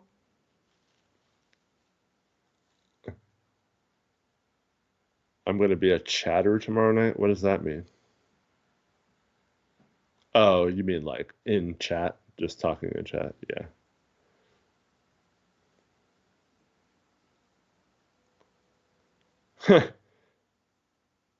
Taylor Packer says, "Oh man, fans are booing Chauncey. That's rough. Poor guy."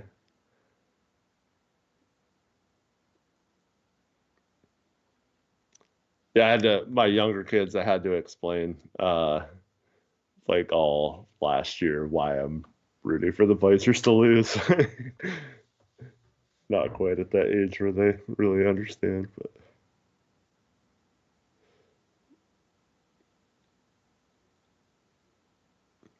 I think the Bulls have lost four in a row too. So, uh, yeah. But no, it's always funny. It's like, wait, aren't the Blazers your favorite team? Don't you want them to win? Why are you like cheering that the other team scored at the end? Like, oh, no reason.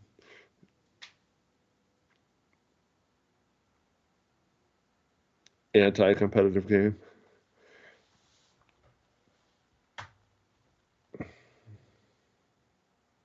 Yeah, tank so we can get the seventh pick, right? So that'll be my answer from now on.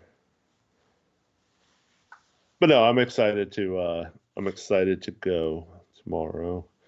Even though, yeah, like I said, it's Blazers are kind of frustrating, but Alex went to the game we beat the Wolves. That's cool. Or we beat them back to back, right? Yep. Am I excited for the mock-off season? Yeah, I'm always excited about the mock-off season Aeromancer. Although, as years go on and the CBA changes and stuff, it's become increasingly more difficult to do it. But yeah, I also have so I'm coaching my daughter's basketball team, and their first game is on Tuesday, so I got that going on too. Excited to see how they do.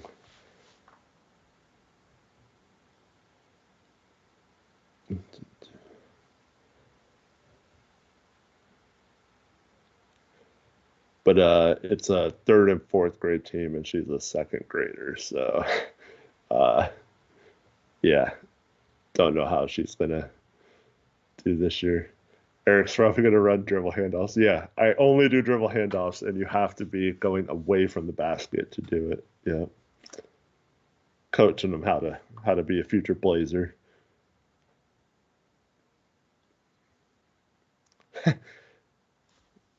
Put my tallest wing defender on the other team's point guard. Yeah, good idea, Taylor.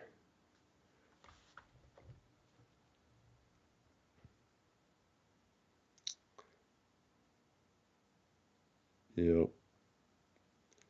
No, yeah, I haven't really I mean, like I said, it's third and fourth grade girls basketball. I haven't really set up an offense yet. Um, Going back to when I started playing basketball competitively in like fourth grade, I had really good coaching that really hammered home fundamentals first, and learning all the basics of basketball, and I feel like that was the right play in the situation. So yeah, we basically focused uh, all our practices on just learning how to do little things like lay-ins and dribbling and defense and that kind of stuff. So we'll see. Playston Hug says about this fourth grade offense you speak of would be difficult for Chauncey to comprehend. Yeah. No, he would just say, I can't set up an offense because it would be too complex.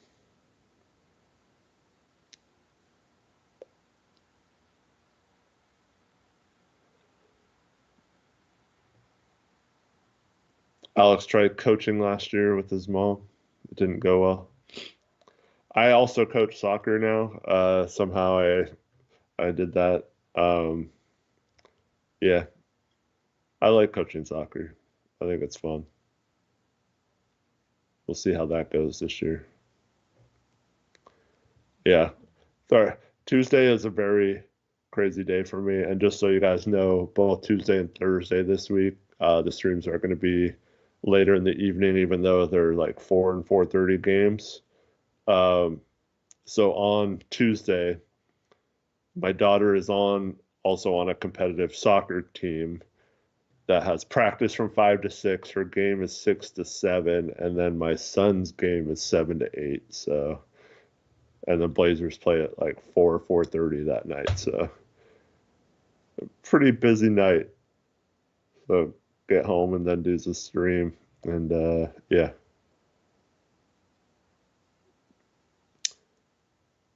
Bo says, "Is there any world where we trade Tamani and Grant Simons Ayton for a superstar?" Zero chance. Yeah, I think I think we could get a first round pick, like a high first round pick for Tamani, and I don't know if they would take it. Like maybe in this draft, obviously. Like, yeah, but like I don't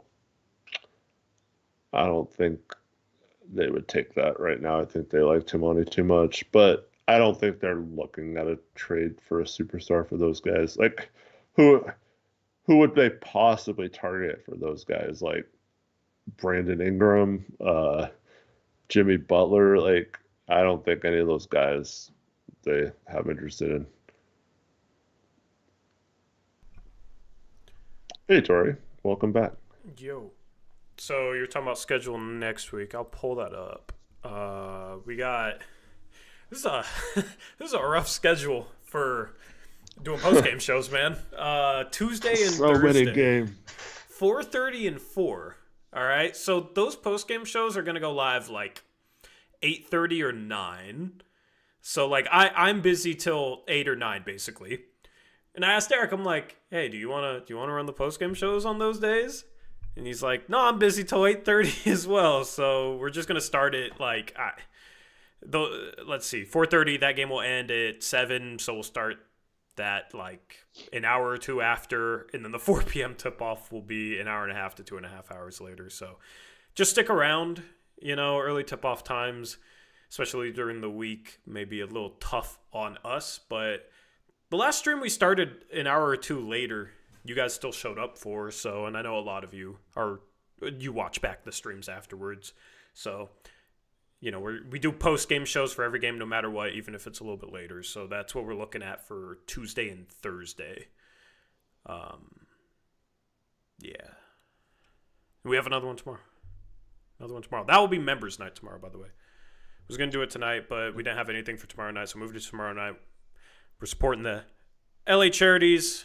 Once again, there's links in the description box below so you can donate. I vetted these charities. Found them from a good article that vetted these. So LA Fire Department Foundation and Mutual Aid LA Network. So if you want to support the fire department down there, which obviously could use all the support you can give with everything they have to deal with. And then if you want to give aid, Mutual Aid LA Network, check out those links. And then if any of you are dealing with that, our thoughts are with you. And then, yeah, tomorrow night, members night, and we're doing some cool stuff for that. So hopefully you can check out the post game. Yeah, absolutely. Tori, I have a potato recipe for you, says Aeromancer. I think I'm good, Arrow. I taught myself pretty well, I think so. I didn't burn down the house. Tomorrow's a pretty big game in terms of Tanking. Yeah, we'll pull that up. Giving the Bulls some false hope of staying in that 10th spot. And then the Hornets game, even though it's in Charlotte, that's going to be a tough one because now Brandon Miller's out. Hopefully we can find a way to lose that game. I don't think we'll have trouble losing the other three. But yeah. Yeah, OKC. Milwaukee at home. I mean, we beat Milwaukee at home last year, so. And we beat them this year at Milwaukee. Yeah, so and should have beat them on the road at Milwaukee last year. But. We got their number, I guess. But yeah, Miami now with Jimmy back. Like, hopefully we can end off this perfect homestand with another 20-point loss. Because we've lost every game by at least 20. Against Miami, we lost by 21. Oh, no, we lost by 18 against Brooklyn. Dang, I was wrong. So we lost by 21, then 18, then 29, then 22. All right? I'll take a close loss, but I mean, at this point of the year, guys, like I know there was a donation earlier saying you still want competitive games. Like, yeah, I just want the young players to play well. Mm-hmm. At the end of the day, if we win 26 games, is that better than if we win 21 games? No. Like, I'd rather win 21 games and have Scoot and Sharp and Klingon and Kamara play better than win 26 games because Grant is on the team for the rest of the year and starts playing better and Ant plays better. You know what I mean? Like, the young guys, the future guys, their development matters. And if it corresponds with wins, okay, fine. But I think, like, kind of the best scenario is they lose close, fun, hard-fought games that are entertaining basketball where the young players play well.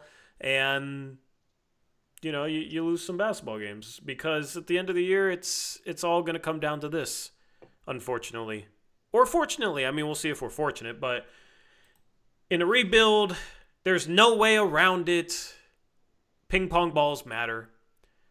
The Blazers are a game and a half behind Charlotte, but I always like looking at the win column because, like, Portland has 3 more wins than Charlotte, right? Who knows how long it takes them to get 3 more wins, right? So it just looks like, oh, only a game and a half, but we're 3 wins behind them. We're only 2 behind New Orleans, and they've won 3 in a row, and they're getting healthier, Eric. The tank picture is looking a lot better. We're only 3.5 games behind second. We're 3 games behind New Orleans in fourth, and, the games back is kind of weird because it's off win percentage here, but technically right now we're only 2.5 games out of third, which is really, really nice. Yeah, let's go. Get up there. Are you getting to the point where it's like, oh, it's fine that we lost by 20 because of ping pong balls, or like, where's your head at as a fan, Eric? I don't like the blowout still, because I still feel like that's a lack of preparation, a lack of schemes, and that kind of stuff. I don't know if it's necessarily good habits forming, but if you have good performances from at least one of the young guys like we had from Scoot tonight, I think I'll take it. Yeah, absolutely. Like, I don't find myself rooting for this team to win games like the same way I was at the start of the season. You know, like if we win a game, I want it to be because Scoot hits like a step back 3-point buzzer beater. You know what I mean? I want it to be in the most dramatic way possible. That's really fun, of course. But I mean, maximizing the odds to get Cooper Flag makes sense, man. Like, I wish at the end of the season we could have the best odds. Where let's change the window. I was typing up a chat poll for you, chat. I got a chat poll for you in a second. Where are we at here? There we go. You can see all my tabs that I have up when I stream. But I mean, if we were sitting there at number 1 with Washington, like where Washington is, the worst pick we'd get is 5, right? Meanwhile, the worst pick we could get right now is 10th. And, Atlanta moved up, but it's all about just maximizing your odds.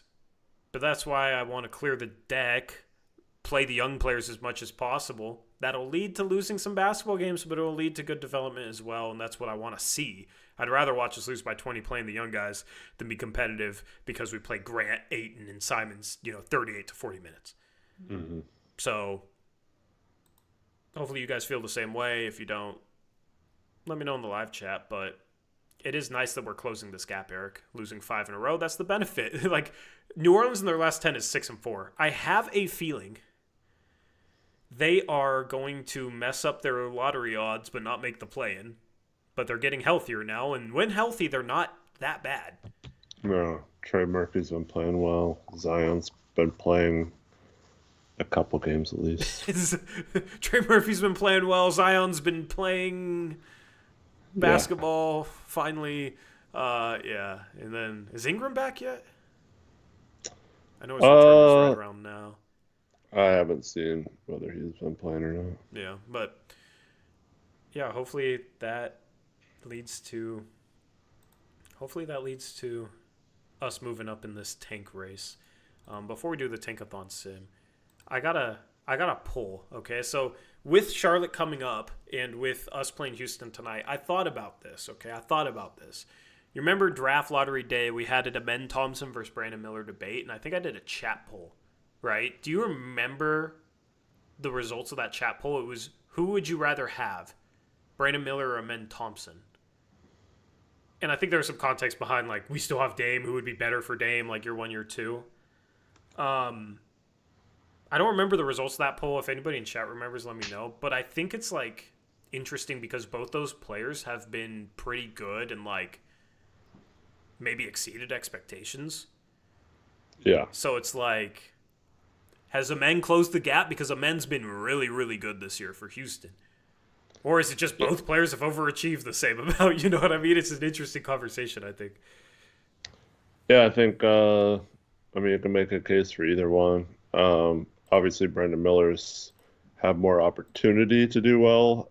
Men still, he's been starting some, but, like, he's still coming off the bench, not playing as heavy in minutes as Miller was. So as he's started to progress and his stats have been looking really good. I was disappointed he didn't play today. Yeah. I was too. As an Amen Thompson believer, man, like I I love that dude coming out of the draft. I was like, you take him instead of Brandon Miller no matter what. I didn't believe in Brandon Miller. I was kind of wrong there, but Amen has been really, really good. And I think I don't remember exactly how I like tiered it, but I think I probably said something like Amen is closer to Scoot than he is to Brandon Miller, which is kind of funny because now in a redraft, you probably take Scoot 4. Or maybe lower, I don't know. But I didn't want, especially with Scoot playing well lately, I didn't want to have this comparison. So it's more so just, who would you rather have, Brandon Miller or Amen Thompson? Because I think it's pretty dang even right now in the chat poll. I just ran a chat poll for that, Eric. 25 votes, 52% Brandon Miller, 48% Amen Thompson, which is basically exactly as I expected. So you guys can vote in that while we do the Tankathon. I thought that was a fun conversation. Mm-hmm. Man. That's been so good. Yeah, I really wanted to watch Amen tonight. Mm-hmm. Do they have the best bench in the league? Has Amen been starting for them? I think he did start the last couple. Yeah. If I'm not mistaken, but I mean, no, because Jalen been starting. I don't know. let's look at Rockets versus. Oh, that's right. Yeah, it was because Fred was out. Thanks, Sarah. Yeah, Fred was out. But that's the cool thing about him is you can kind of play him like a point guard, or he's your lockdown wing and like rebounds like a big. He's just so uniquely versatile. And of course, the Rockets had to sell me in that game. That was the one game I doubled down on, Eric, and I would have went 6-0. And then they fouled with 1 second left and lost by 5 when they were 4.5 point underdogs. So I lost that by half a point. Did you know that? For picks on Thursday? Nice. Yeah. Yeah, I lost that one too. Awful beat. Yeah, they fouled with 1 second left, down 3, and DeMar made both free throws to put them up 5, and the Kings were 4.5 point favorites, so the Rockets screwed me, and I would have went 6-0. So, yeah, brutal. At least I didn't have a parlay on it, because then I would have been really mad.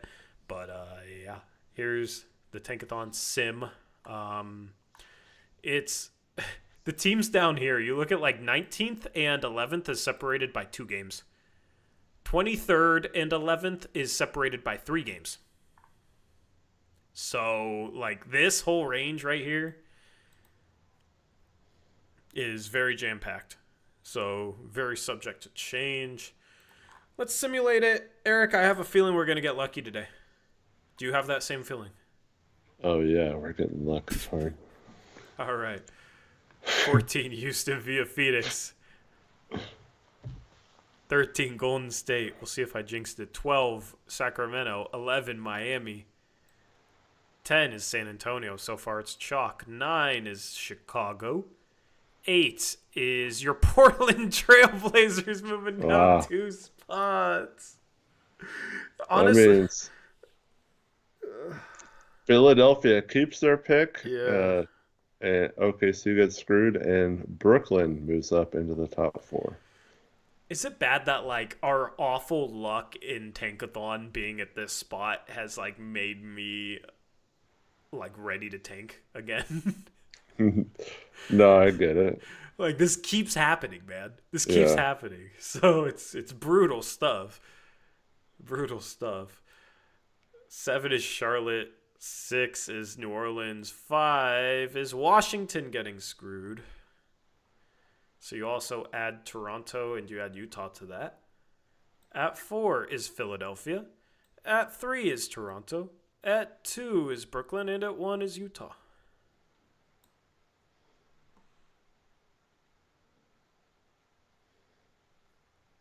Anyway, that is Tankathon. Blazers cannot move up. Can somebody go back and figure out the last time the Blazers moved up? Where's Trevin? Trevin would know off the top of his head. But I'd be very curious. Somebody let me know. I'll give you a shout out. You can go back on previous streams and just look for the Tankathon graphic and see the results. Because I don't think we've moved up this entire year. Since the new year, I do not think we've moved up. And that's been 10 games. Yeah, 1, 2, 3, 4, 5, 6, 7, 8, 9. We've had 9 games in the new year. I don't think we moved up for any of them. So, you know what would actually be cool to have like where we pick in each stream off the Tankathon.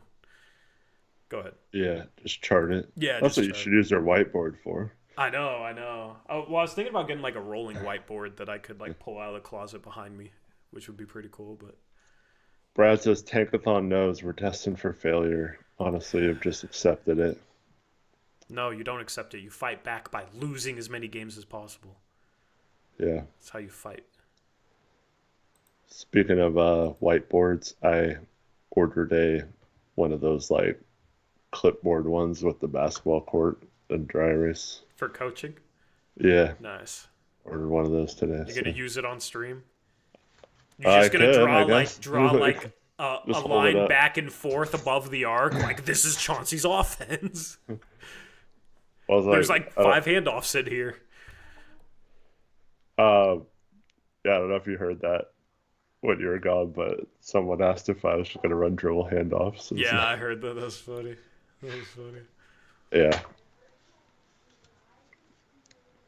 I'm not a big beer fan, Tori, but this Blazer beer isn't too bad.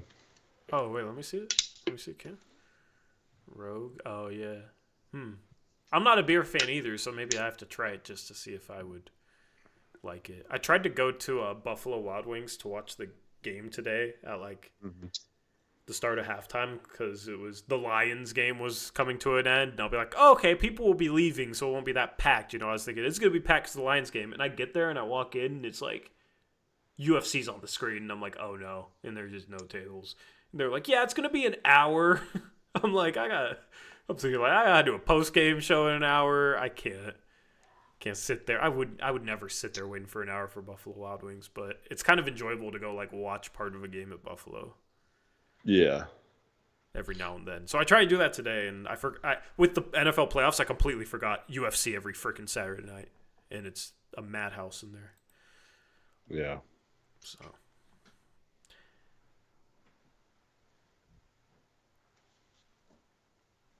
Adam Smith says Scoot is doing more good things overall. Tori and Eric, have we really seen enough of Scoot as point guard with Ant off ball to know it would not work? Ant going to combo guard could take pressure off him. I don't think it's something that is just like purely can't work. I don't think it's necessarily optimal, but I don't think it's suboptimal either. I think it's just like both guys kind of need the ball in their hands. The offense right now doesn't do I think part of it is the offense, because if somebody doesn't touch the ball for a few possessions, you can scheme up something that they're comfortable with. Like for Sharp, his comfort plays coming off a curl, right? Where if he hasn't taken a shot in 3, 4, or 5 possessions, hasn't touched the ball, you can run that set for him and at least maintain some sort of rhythm for him, right? But it's like our offense is so discombobulated that it's like a guy will get it going and then he'll have the ball more often than not, it feels like. So other guys will maybe lose a little bit of a rhythm if they need the ball. I don't know. Like, I'm probably not doing the best way of describing this, but basically without more structure to our offense, it's tougher for certain guys to maintain a rhythm if they are used to having the ball in their hands, and that's what I feel like is taking place between Anfernee Simons and Scoot Henderson right now, where Scoot Henderson's playing well, so he's having the ball a lot, and Ant just has no rhythm. Yep. I mean, you would think shooting would be good to have off ball, but I don't have any faith in this coaching staff. But what it comes down to for me is if Scoot is the guy and that leaves Sharp or Anfernee at the 2 or Sharp playing the 3, I think you saw for a good portion of this game what it looks like when you play the 2 smaller guards. It's a problem we've had once again for a long time as Blazer fans, and I don't think their offensive output at this point is good enough to offset the defensive issues. Yeah. And I was hoping, Anfernee would build off of last year and maybe make that a case where he's so good that it would alleviate some of that. But I mean, I don't see many scenarios where with both of them here, Anfernee gets much better than he is right now. I mean, obviously he could be last year's version, not this year's version, but I still don't think that's good enough ultimately for like championship contention or anything. So in my mind, I think it was like if Anfernee is as good as last year or takes a slight jump and Scoot doesn't show anything, then I think maybe have a conversation about moving on from Scoot instead of Anfernee. But I don't know. I think this team has a definite ceiling right now with Anfernee. So, and yeah. It's tricky for me though, because theoretically Ant should be able to work off Scoot with his shooting ability. And it's like Scoot, if he can get Ant good 3-point opportunities, wouldn't that make Ant more efficient than him shooting some of the difficult shots he has to shoot? But it almost seems like Ant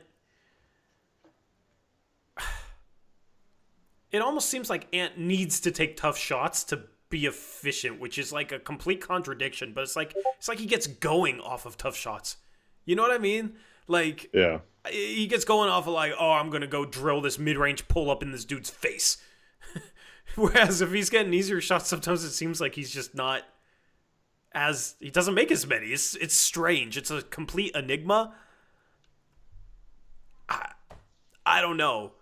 That might be completely false based on stats. You know what I mean? I don't know if I fully believe that. It's just like, why wouldn't Ant be able to succeed playing off a Scoot? Yeah. I just don't understand why not. Chauncey. Yeah, I don't understand why not. Like, Ant's too used to having the ball in his hands all the time to play off somebody else. If that's the case, that's a problem. You know what I mean? That's a problem for Ant, wherever he's going to be. Like, he has to be able to play off other guys and be able to, like, efficiently hit shots in rhythm without having the ball in his hands all the time. But, like, I don't know what it is. I don't know if it's that. I mean, I don't know if you watch this much, but when Anfernee gives up the ball on offense, he usually just stands there and like his defender's out on him. So like the pass that Scoot had where he passed like almost immediately to cutting Jabari like straight down the lane, that was because Jabari's guy and Anfernee's guy both shaded towards Anfernee. He passed to Scoot and Scoot made a good read, and Jabari made a good cut. So like that's part of that like gravity we talk about. So like also the negative gravity Jabari Walker has. Right, yeah, just completely ignoring him. Yeah. But like so there has to be a way to make that to get people better shots. But Chauncey just has not been able to figure out a way to do it. And to me, I mean, this has been going on the entire season, so I can't. I mean, you should say, well, Anfernee shouldn't just stand there, but like, that's obviously not something the coaches are yelling at him about not to do, because otherwise, by now, he shouldn't be doing that. So, like, to me, it almost seems like he's supposed to just stand there once he passes it, and then that's like, well, what kind of offense is that you're running? Like, it doesn't make any sense to me. Like, I don't know, man. But that's why I think it's just better for a change of scenery for everyone involved. Yeah, for sure. Because right now it just seems like Ant and part of this is definitely the coaching staff. You know, his game has just been limited to pick and roll, some ISO, where sometimes he struggles to turn the corner, and tough contested jump shots. Like, that's Ant's game. Beyond that, there's not a whole lot of substance, you know? Like, he'll make passes. Like, he's not a selfish... I don't view him as, like, a selfish black hole like other people do. Like, he'll pass a bit, but, you know, it's just... He never cuts. He never cuts. That's a really good point. He never cuts. He's an athlete. Like, playing off the ball, the only time he moves off the ball is if it's a designed set. Otherwise, he just kind of, like, he gives up the ball and he just kind of stands there and watches. And maybe that's for better or worse, you know, because he does have gravity. But you know, I would love to see him, like, out on the wing, set up a back cut. Because Scoot will make that pass. And maybe it's a lob. Scoot has become a really good lob thrower, you know what I mean? And that's the way, like, Ant can use his shooting threat. He's going to be covered tightly. He could maybe slip that back door and get an easy bucket, and Scoot can find him. They can work off it that way. It's just like, does Ant ever do that? No.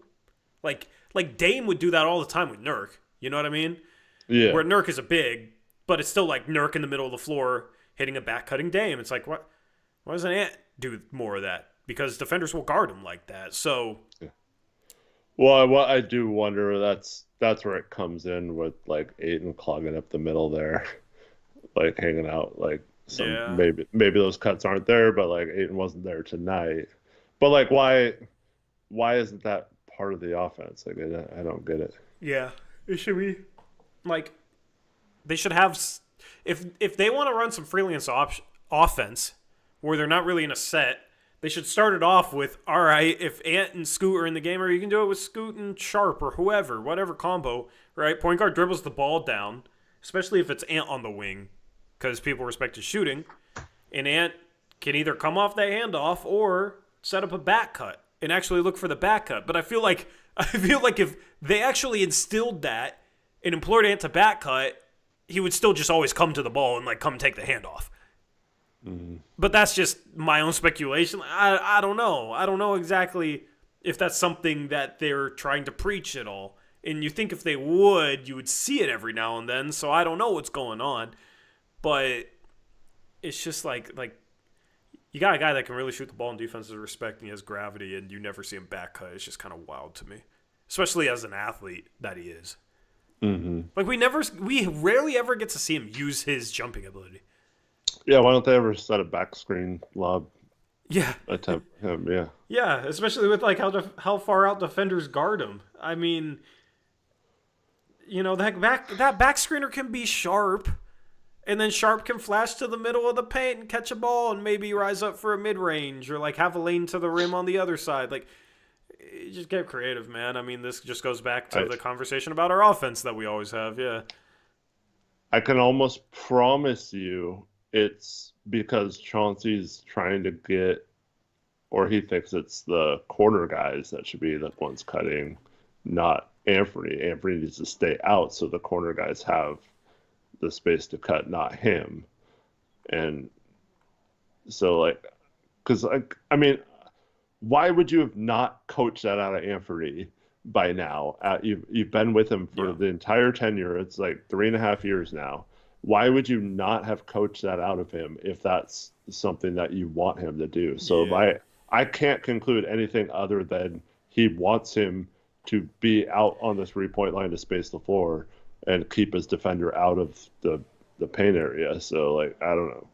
Yeah, absolutely. There's a comment in chat. I don't know if this guy's trolling or not, or just has an opinion that I really disagree with. This dude named Ryan says, but Grant loves Portland. I think it'd be better off holding on to Grant until we see a future at power forward. Can't be impulsive. Bro, Avdia's the future at power forward. Avdia's better than Grant. Grant's not the future at power forward. Avdia's better than him. Yeah. Like, what? That doesn't make any sense. Like, you can trade Grant without, even if you didn't have Avdia, you can trade Grant without knowing your future at power forward yet.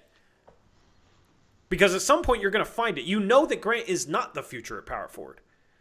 The last thing you want to do is have Grant get in the way of your future power forward. So it's better to get rid of him early than to get rid of him too late.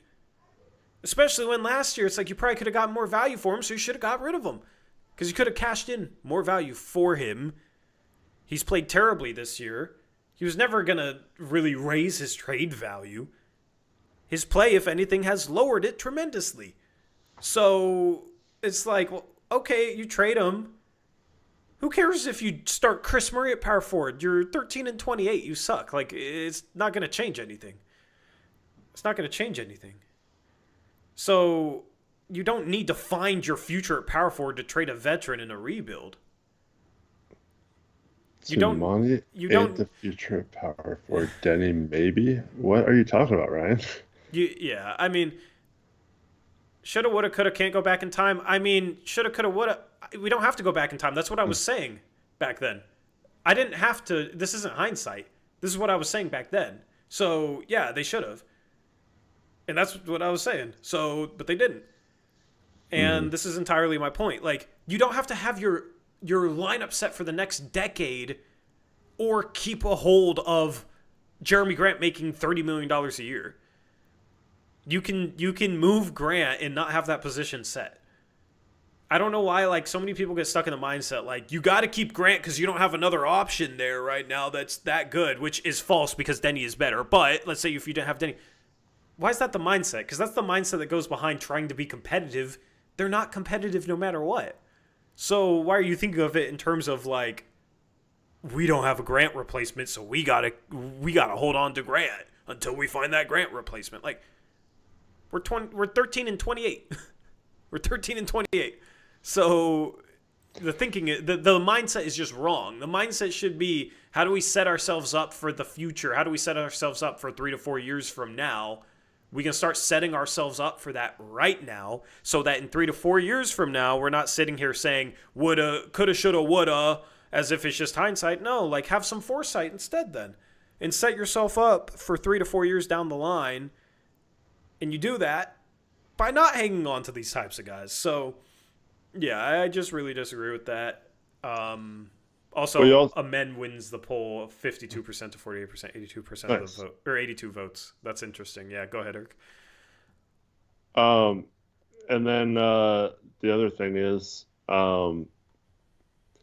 like, you can't plan for this, but Cooper Flagg, Ace Bailey, I mean, you get one of those guys, and you're going to not want Grant. Then you already have Denny and Tamani. That's 3 forwards that you have a 3-forward rotation. You don't need much else other than that. Yep. And so, like, I think those guys would be a really good rotation together, either one of them on the Blazers. So, and then lastly, not necessarily Ryan, but like anyone who's worried about not getting value, this is where we've talked about a good GM won't see it as the initial value of the trade. He'll see it as, I can make that up on the back end by using my cap space to acquire the draft capital I maybe didn't get because of these contracts not being very eye appealing to other teams trying to trade for them. So, like, in my mind, you don't worry about that at all. Like you said, you just have to figure things out for what your future plan is. And anyone that's not included in that future plan is expendable. And you don't want to sit here keeping guys who aren't part of your future just because you don't have your future yet. Like, we need to bottom out if that's the case. And we weren't even worse with Jeremy. So, like, I don't understand the argument at all. Yeah. Yeah. Like, Denny was playing better than him for over a month, and they were still starting Jeremy ahead of Denny. So if you're worried about having the future set in place, Denny is more the future than Jeremy Grant. Also, if you can only get seconds back for Jeremy Grant right now, what's your alternative then? If you say, oh, you can't trade him for seconds in expirings. All right, so what? You keep him for 3 years and still have him take away minutes from young players for no reason and hurt their development and hurt your future that way until he's 33 years old, and then as an expiring, maybe then you can get seconds for him. Oh, wow, we're going to pass up seconds for him now so we can get seconds back for him in 3 years? Because if he's worth seconds now, guess what? He's not going to be worth more in 2 to 3 years. Like, so what's your alternative plan then? That's the problem, is you guys are just viewing moves in a vacuum with some of these arguments. I say you guys is the one guy we're talking about in chat, but you're viewing a move in a vacuum, like seconds is not good enough for Jeremy. But what is your alternative plan? And what is the overall plan? Because you're basically just sitting here like, if we don't get back good enough value, we just keep them, and just like the end of that thought. Like, what is your alternative plan long term if Jeremy's only worth seconds right now? How long do you keep him for? Like, you know what I mean? So I think it's wishful thinking if he's only worth seconds now to sit here and say, yeah, when he's 32, after supposedly declining this year, then he's going to be worth more. No, that's very naive and optimistic. So, yeah. So, like, what's your alternative if Grant's only worth seconds? You keep him for 2 to 3 years. What's the point of that? What is the point? What does that accomplish? How does that help this team win a championship in 5, 6, 7 years when they have a chance of winning a championship? You know, like that is what it's about. So here's the thing. Even if you trade him for seconds now, if you get back expirings, you gain more flexibility. You can accumulate assets with that flexibility if you gain enough of it. So would you rather trade him for seconds now and then maybe be able to take on a contract with a first-round pick and clear up more minutes for your young guys down the line, or just keep him and have no plan and just hang on to him for 3 years? The first option sounds a lot better to me. And that's having a plan. That's not impulsive. If a trade gains flexibility, it's not just about that first trade. It's about what it allows you to do later on. And that's where you have to stop viewing trades in a vacuum like, oh, if it's only seconds for Grant, that's just all that matters. Anyway, you keep asking me questions instead of answering my questions, so you're not listening. So end of conversation. Nah, he's not answering any of my questions, so it's fine. He's not ready to have a conversation. He is stuck with his mindset. That's how a lot of people are when they come in here and disagree with us, right? We'll ask them questions to challenge maybe the way they're thinking. They don't answer them. They do not answer them at all. Yeah. Adam has a really good question. Says you guys talked on that flexibility of creating draft equity. Don't fully get that, but if we go that route, it better work, not just be Rocco and Powell throwaways. How is it different than when we traded those guys? So here's the difference. Okay, let's just say the Blazers go into this offseason with that same amount of cap space they had that offseason, right? By trading a bunch of vets for expirings, whatever, however they get there. You don't have anyone this summer you have to pay. All the like younger guys are on like either team options or non-guaranteed deals that you can pick up for super cheap next year.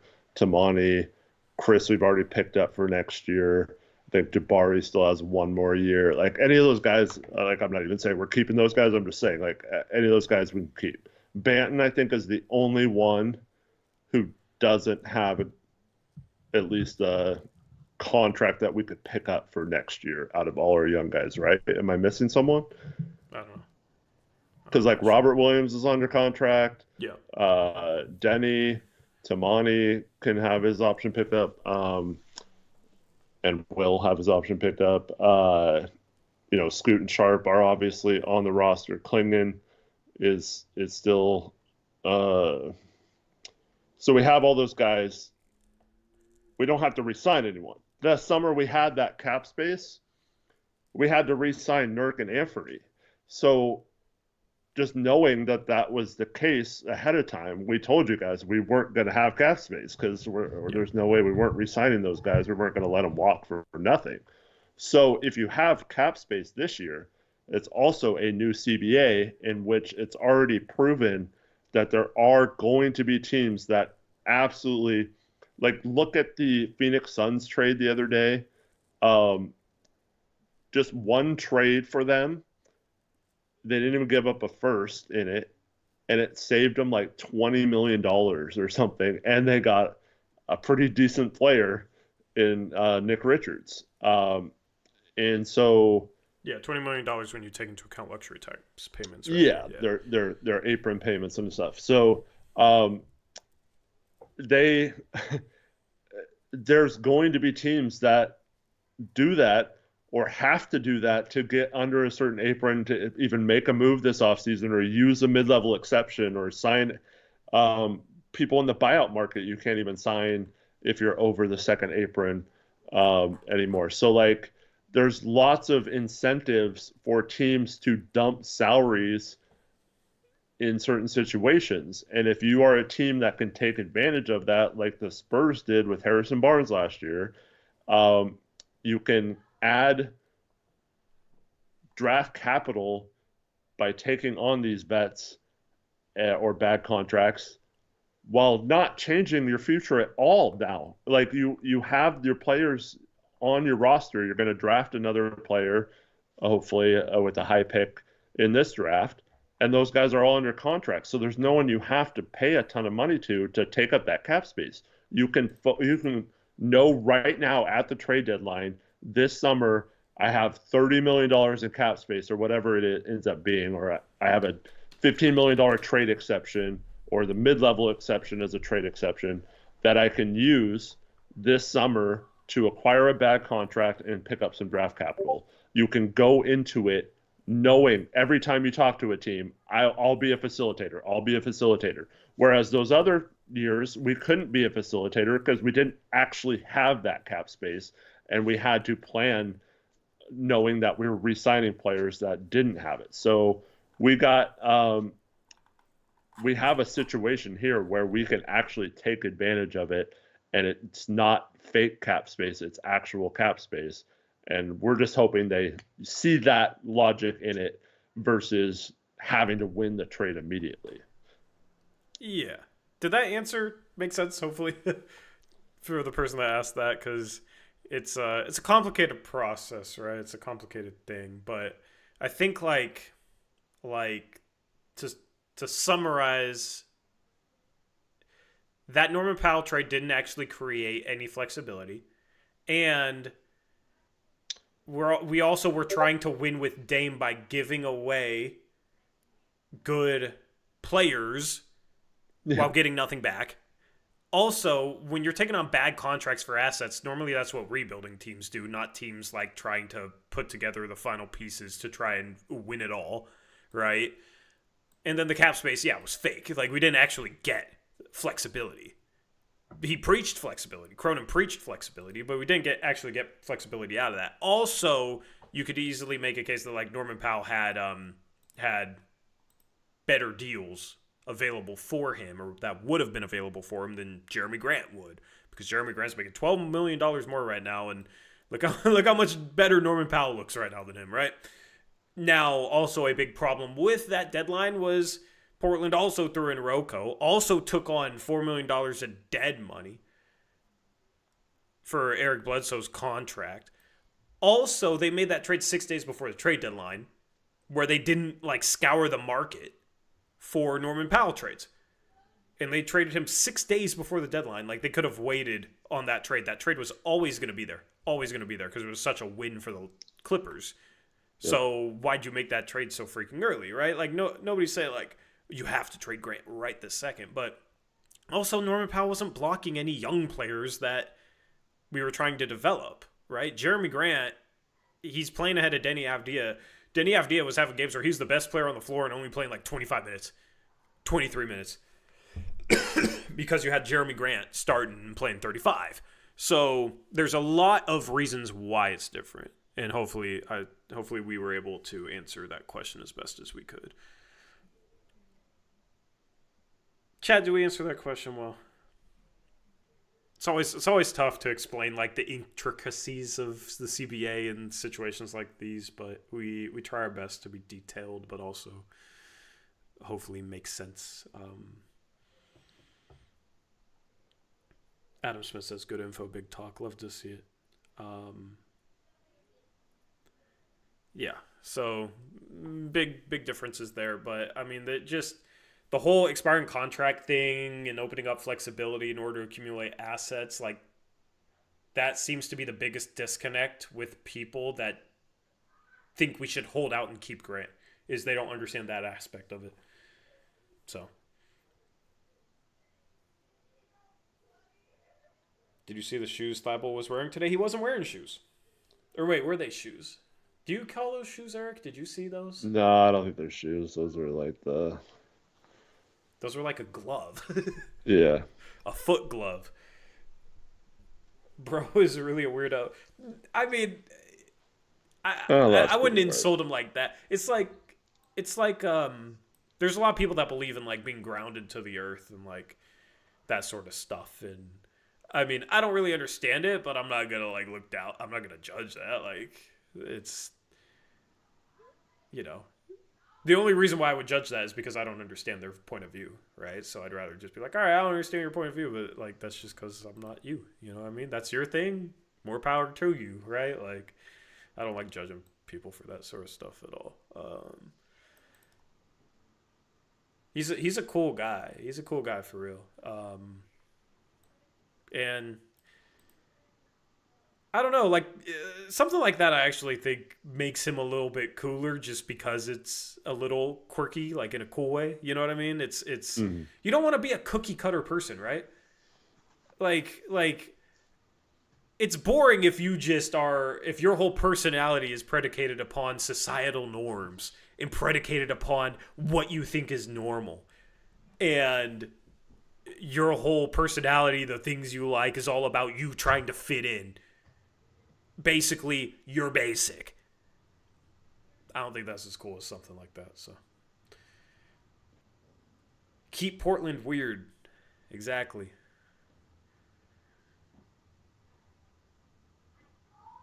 Exactly.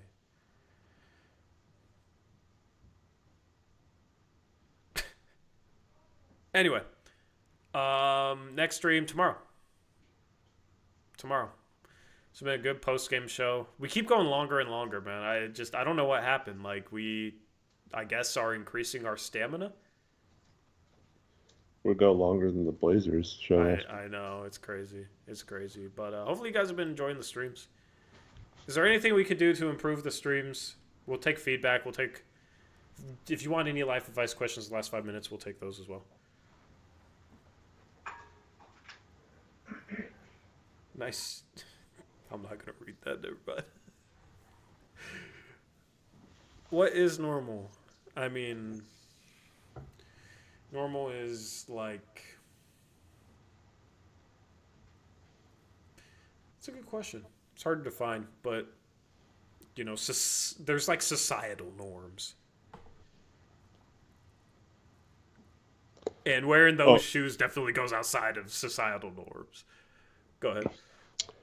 Although, I forgot to mention this. Colt said that January 4th was the last time we moved up from 6 to 4. Oh. And since then, it would have been like 8, 9, something like that. Shout out to Colt, man. What was the last time before that? Because I feel like... When was the last time we were top 3? Because I feel like we have not been top 3 in a long, long time either. Yeah. Because I remember having the conversation, who'd you draft before at the start of the year? I was like, Yegor Devin, and now I don't like him anywhere near as much as I did, because he was cooking smaller schools.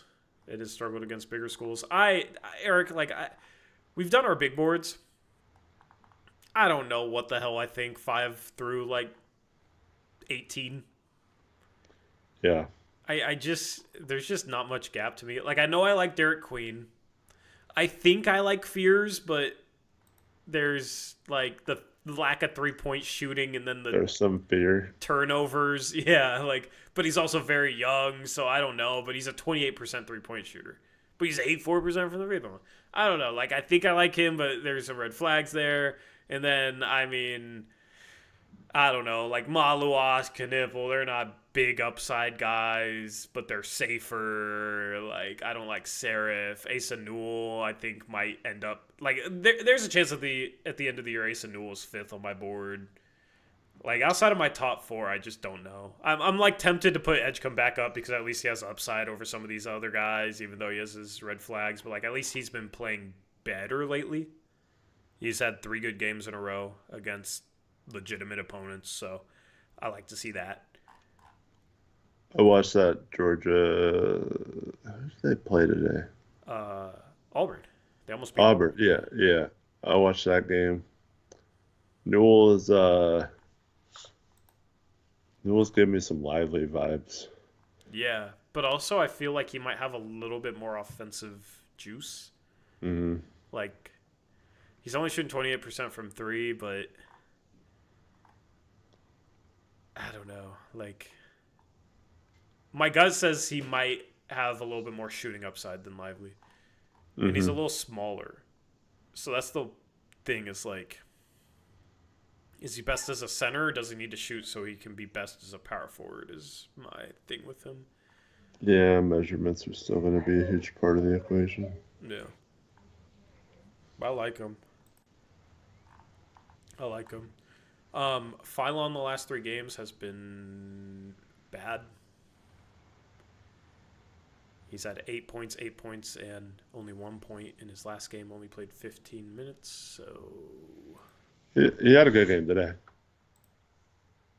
Oh, it doesn't have his game from today on Tankathon.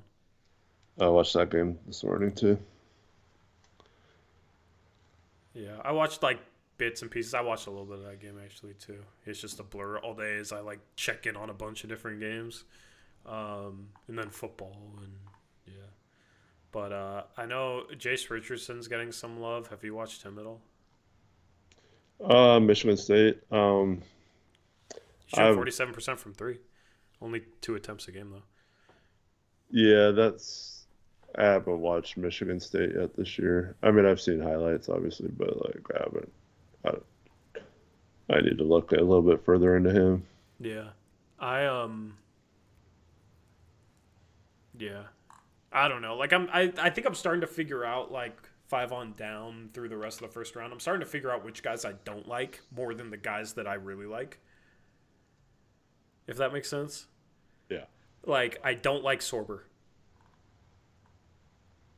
I just from what like I've watched 2 Georgetown games actually. Maybe I watched the wrong games, but even when he has a good moment, he just seems like undersized center, shooting 15% from 3. Just doesn't seem like special at all to me. He's getting 2.5 blocks a game, but he just seems like undersized center without skill is just an archetype that kind of scares me. I know I like Rasheer Fleming though. I like Rasheer Fleming for sure. Really good role player vibes. I think I'm back in on. I like Danny Wolf. He's just unique. He's fun. But yeah, I'm not a Seraph fan. I'm not a Sorber fan. I'm not a Caravan fan in the first round at all. You're not there on Caravan either, huh? No, I'm in the second round. Yeah. He's a good role player for the right team, probably. But. Yeah. Is there anybody else you've been like paying attention to lately, or like has made an impression upon you? I don't want to get into this right now at 12:07. All right. Well, You said we keep I know. extending It's the a stream. Saturday. I'm not. Yeah. It's a Saturday though, so you don't gotta. You'll probably still be up at like 3:30 in the morning, but it's a Sunday morning, so. Yeah. Yeah. Anyway, I don't know. I feel like we don't talk enough about prospects because we just save it for our big board. Kind of want to start talking about prospects a little bit more, but that'll just make streams go 3 hours. So yeah, I guess we'll wrap it up. Anything else, Eric? Do you have any good dad jokes?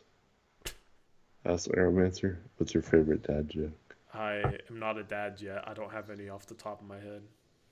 Yeah. Sorry to disappoint. Sorry to disappoint you. Sam Bassini said the team that needed the top pick, it was the most important to get the top pick was us. I agree. Yeah. I think like we're set if we get Cooper Flagg or Dylan Harper. Although we have to figure out the guard thing with Dylan Harper, but so I guess we're maybe not set. But like if we get Cooper Flagg, I think like we got hopefully our future superstar. And then number 2, maybe that's Scoot, maybe that's Sharp, We'll probably have another high pick in next year's draft to get that guy maybe. Like we're looking really good with a top pick, but if we get like 7, it's who's going to be our star, man, our superstar of the future. So that's just what we need. So I agree with that, actually. Do you agree with that? Yeah. Yeah. Hey, Tori, What's up? why can't you hear a pterodactyl go to the bathroom? Because the P is silent. There you go. Good job. Yeah. Oh, man. Good one. There. Hopefully Aeromancer's satisfied anyway. Thank you guys for watching. We'll be live again tomorrow night with the Bulls post-game show. Shout out to BetUS for sponsoring this stream. The Blazers lost 5 in a row. We'll see how they conclude their 5-game home stand tomorrow. But, yeah, I mean, lottery odds matter, and you got some tough games coming up, man. That road trip, like the 5 games after that Bulls game, Miami, Orlando, OKC, and Milwaukee, those are some tough opponents. And then you got Charlotte in there. They've been a little bit more competitive lately. They were healthier, and then they lost Brandon Miller. But that Charlotte game, I feel like that's when the tank vibes really start, Eric, is that game. So we'll have you guys covered every step along the way. Once again, those post-game shows, Tuesday and Thursday, will go live like an hour or two after the game. December 13th was the last time we moved up into the top 3. Yeah, and we moved. That was what pick? 3. Third. Have we moved up to top 2 ever? December 13, dude. That's like 20 games ago. That's crazy. Since January 4th, when we moved up to 4, it's been 8, 7, 8, 9, 8, 9, 8. It's so bad. Did we have one that was 6? I think that was one of the nights we re-rolled. Oh, yeah, you re-rolled. But we still, every time I re-roll, we never have luck anyway, right? So Yeah. we don't count the re-rolls. It ended up being worse, yeah. Yeah. So, yeah, it's brutal. Just got to hope the people that say, oh, we're using up all our bad luck now. Because we had some good luck in years past. Well, last year, the first Tankathon sim we did of the season, we had like 11th best odds and we won it. And then we moved down 2 spots. So, I don't know. Like, I'm going to be so nervous come lottery day, man. Yeah. I was really nervous the Wemby year. I feel like it's going to be the same way. Whereas, like, last year I wasn't as nervous because, I mean, we're going to take Reese Shea number 1. Yeah. No, we probably would have taken Klingon, so it didn't even matter. Yeah. Nope. So, yeah. But we'll catch you guys Or tomorrow. Reed Shepard. Reed Shepard, man. Good old Reed Shepard. So that we could trade him for Steph Curry, right? Yeah. If you know, you know. Anyway, we're out of here. We will catch you guys tomorrow. And then we'll have streams all throughout the week as the Blazers only have 2.5 weeks till the trade deadline. So we're going to have a lot of trade talk coming up. And it's only like 19 days till the deadline. So looking forward to hopefully some rumors between now and February 6th. And hopefully some freaking trades. Cronin, get off your ass, do something. Anyway, shout out to BetUS. We are out of here. Hope you guys have a good rest of your night and a good rest of your weekend. And until next time, as always, peace out. Go Blazers.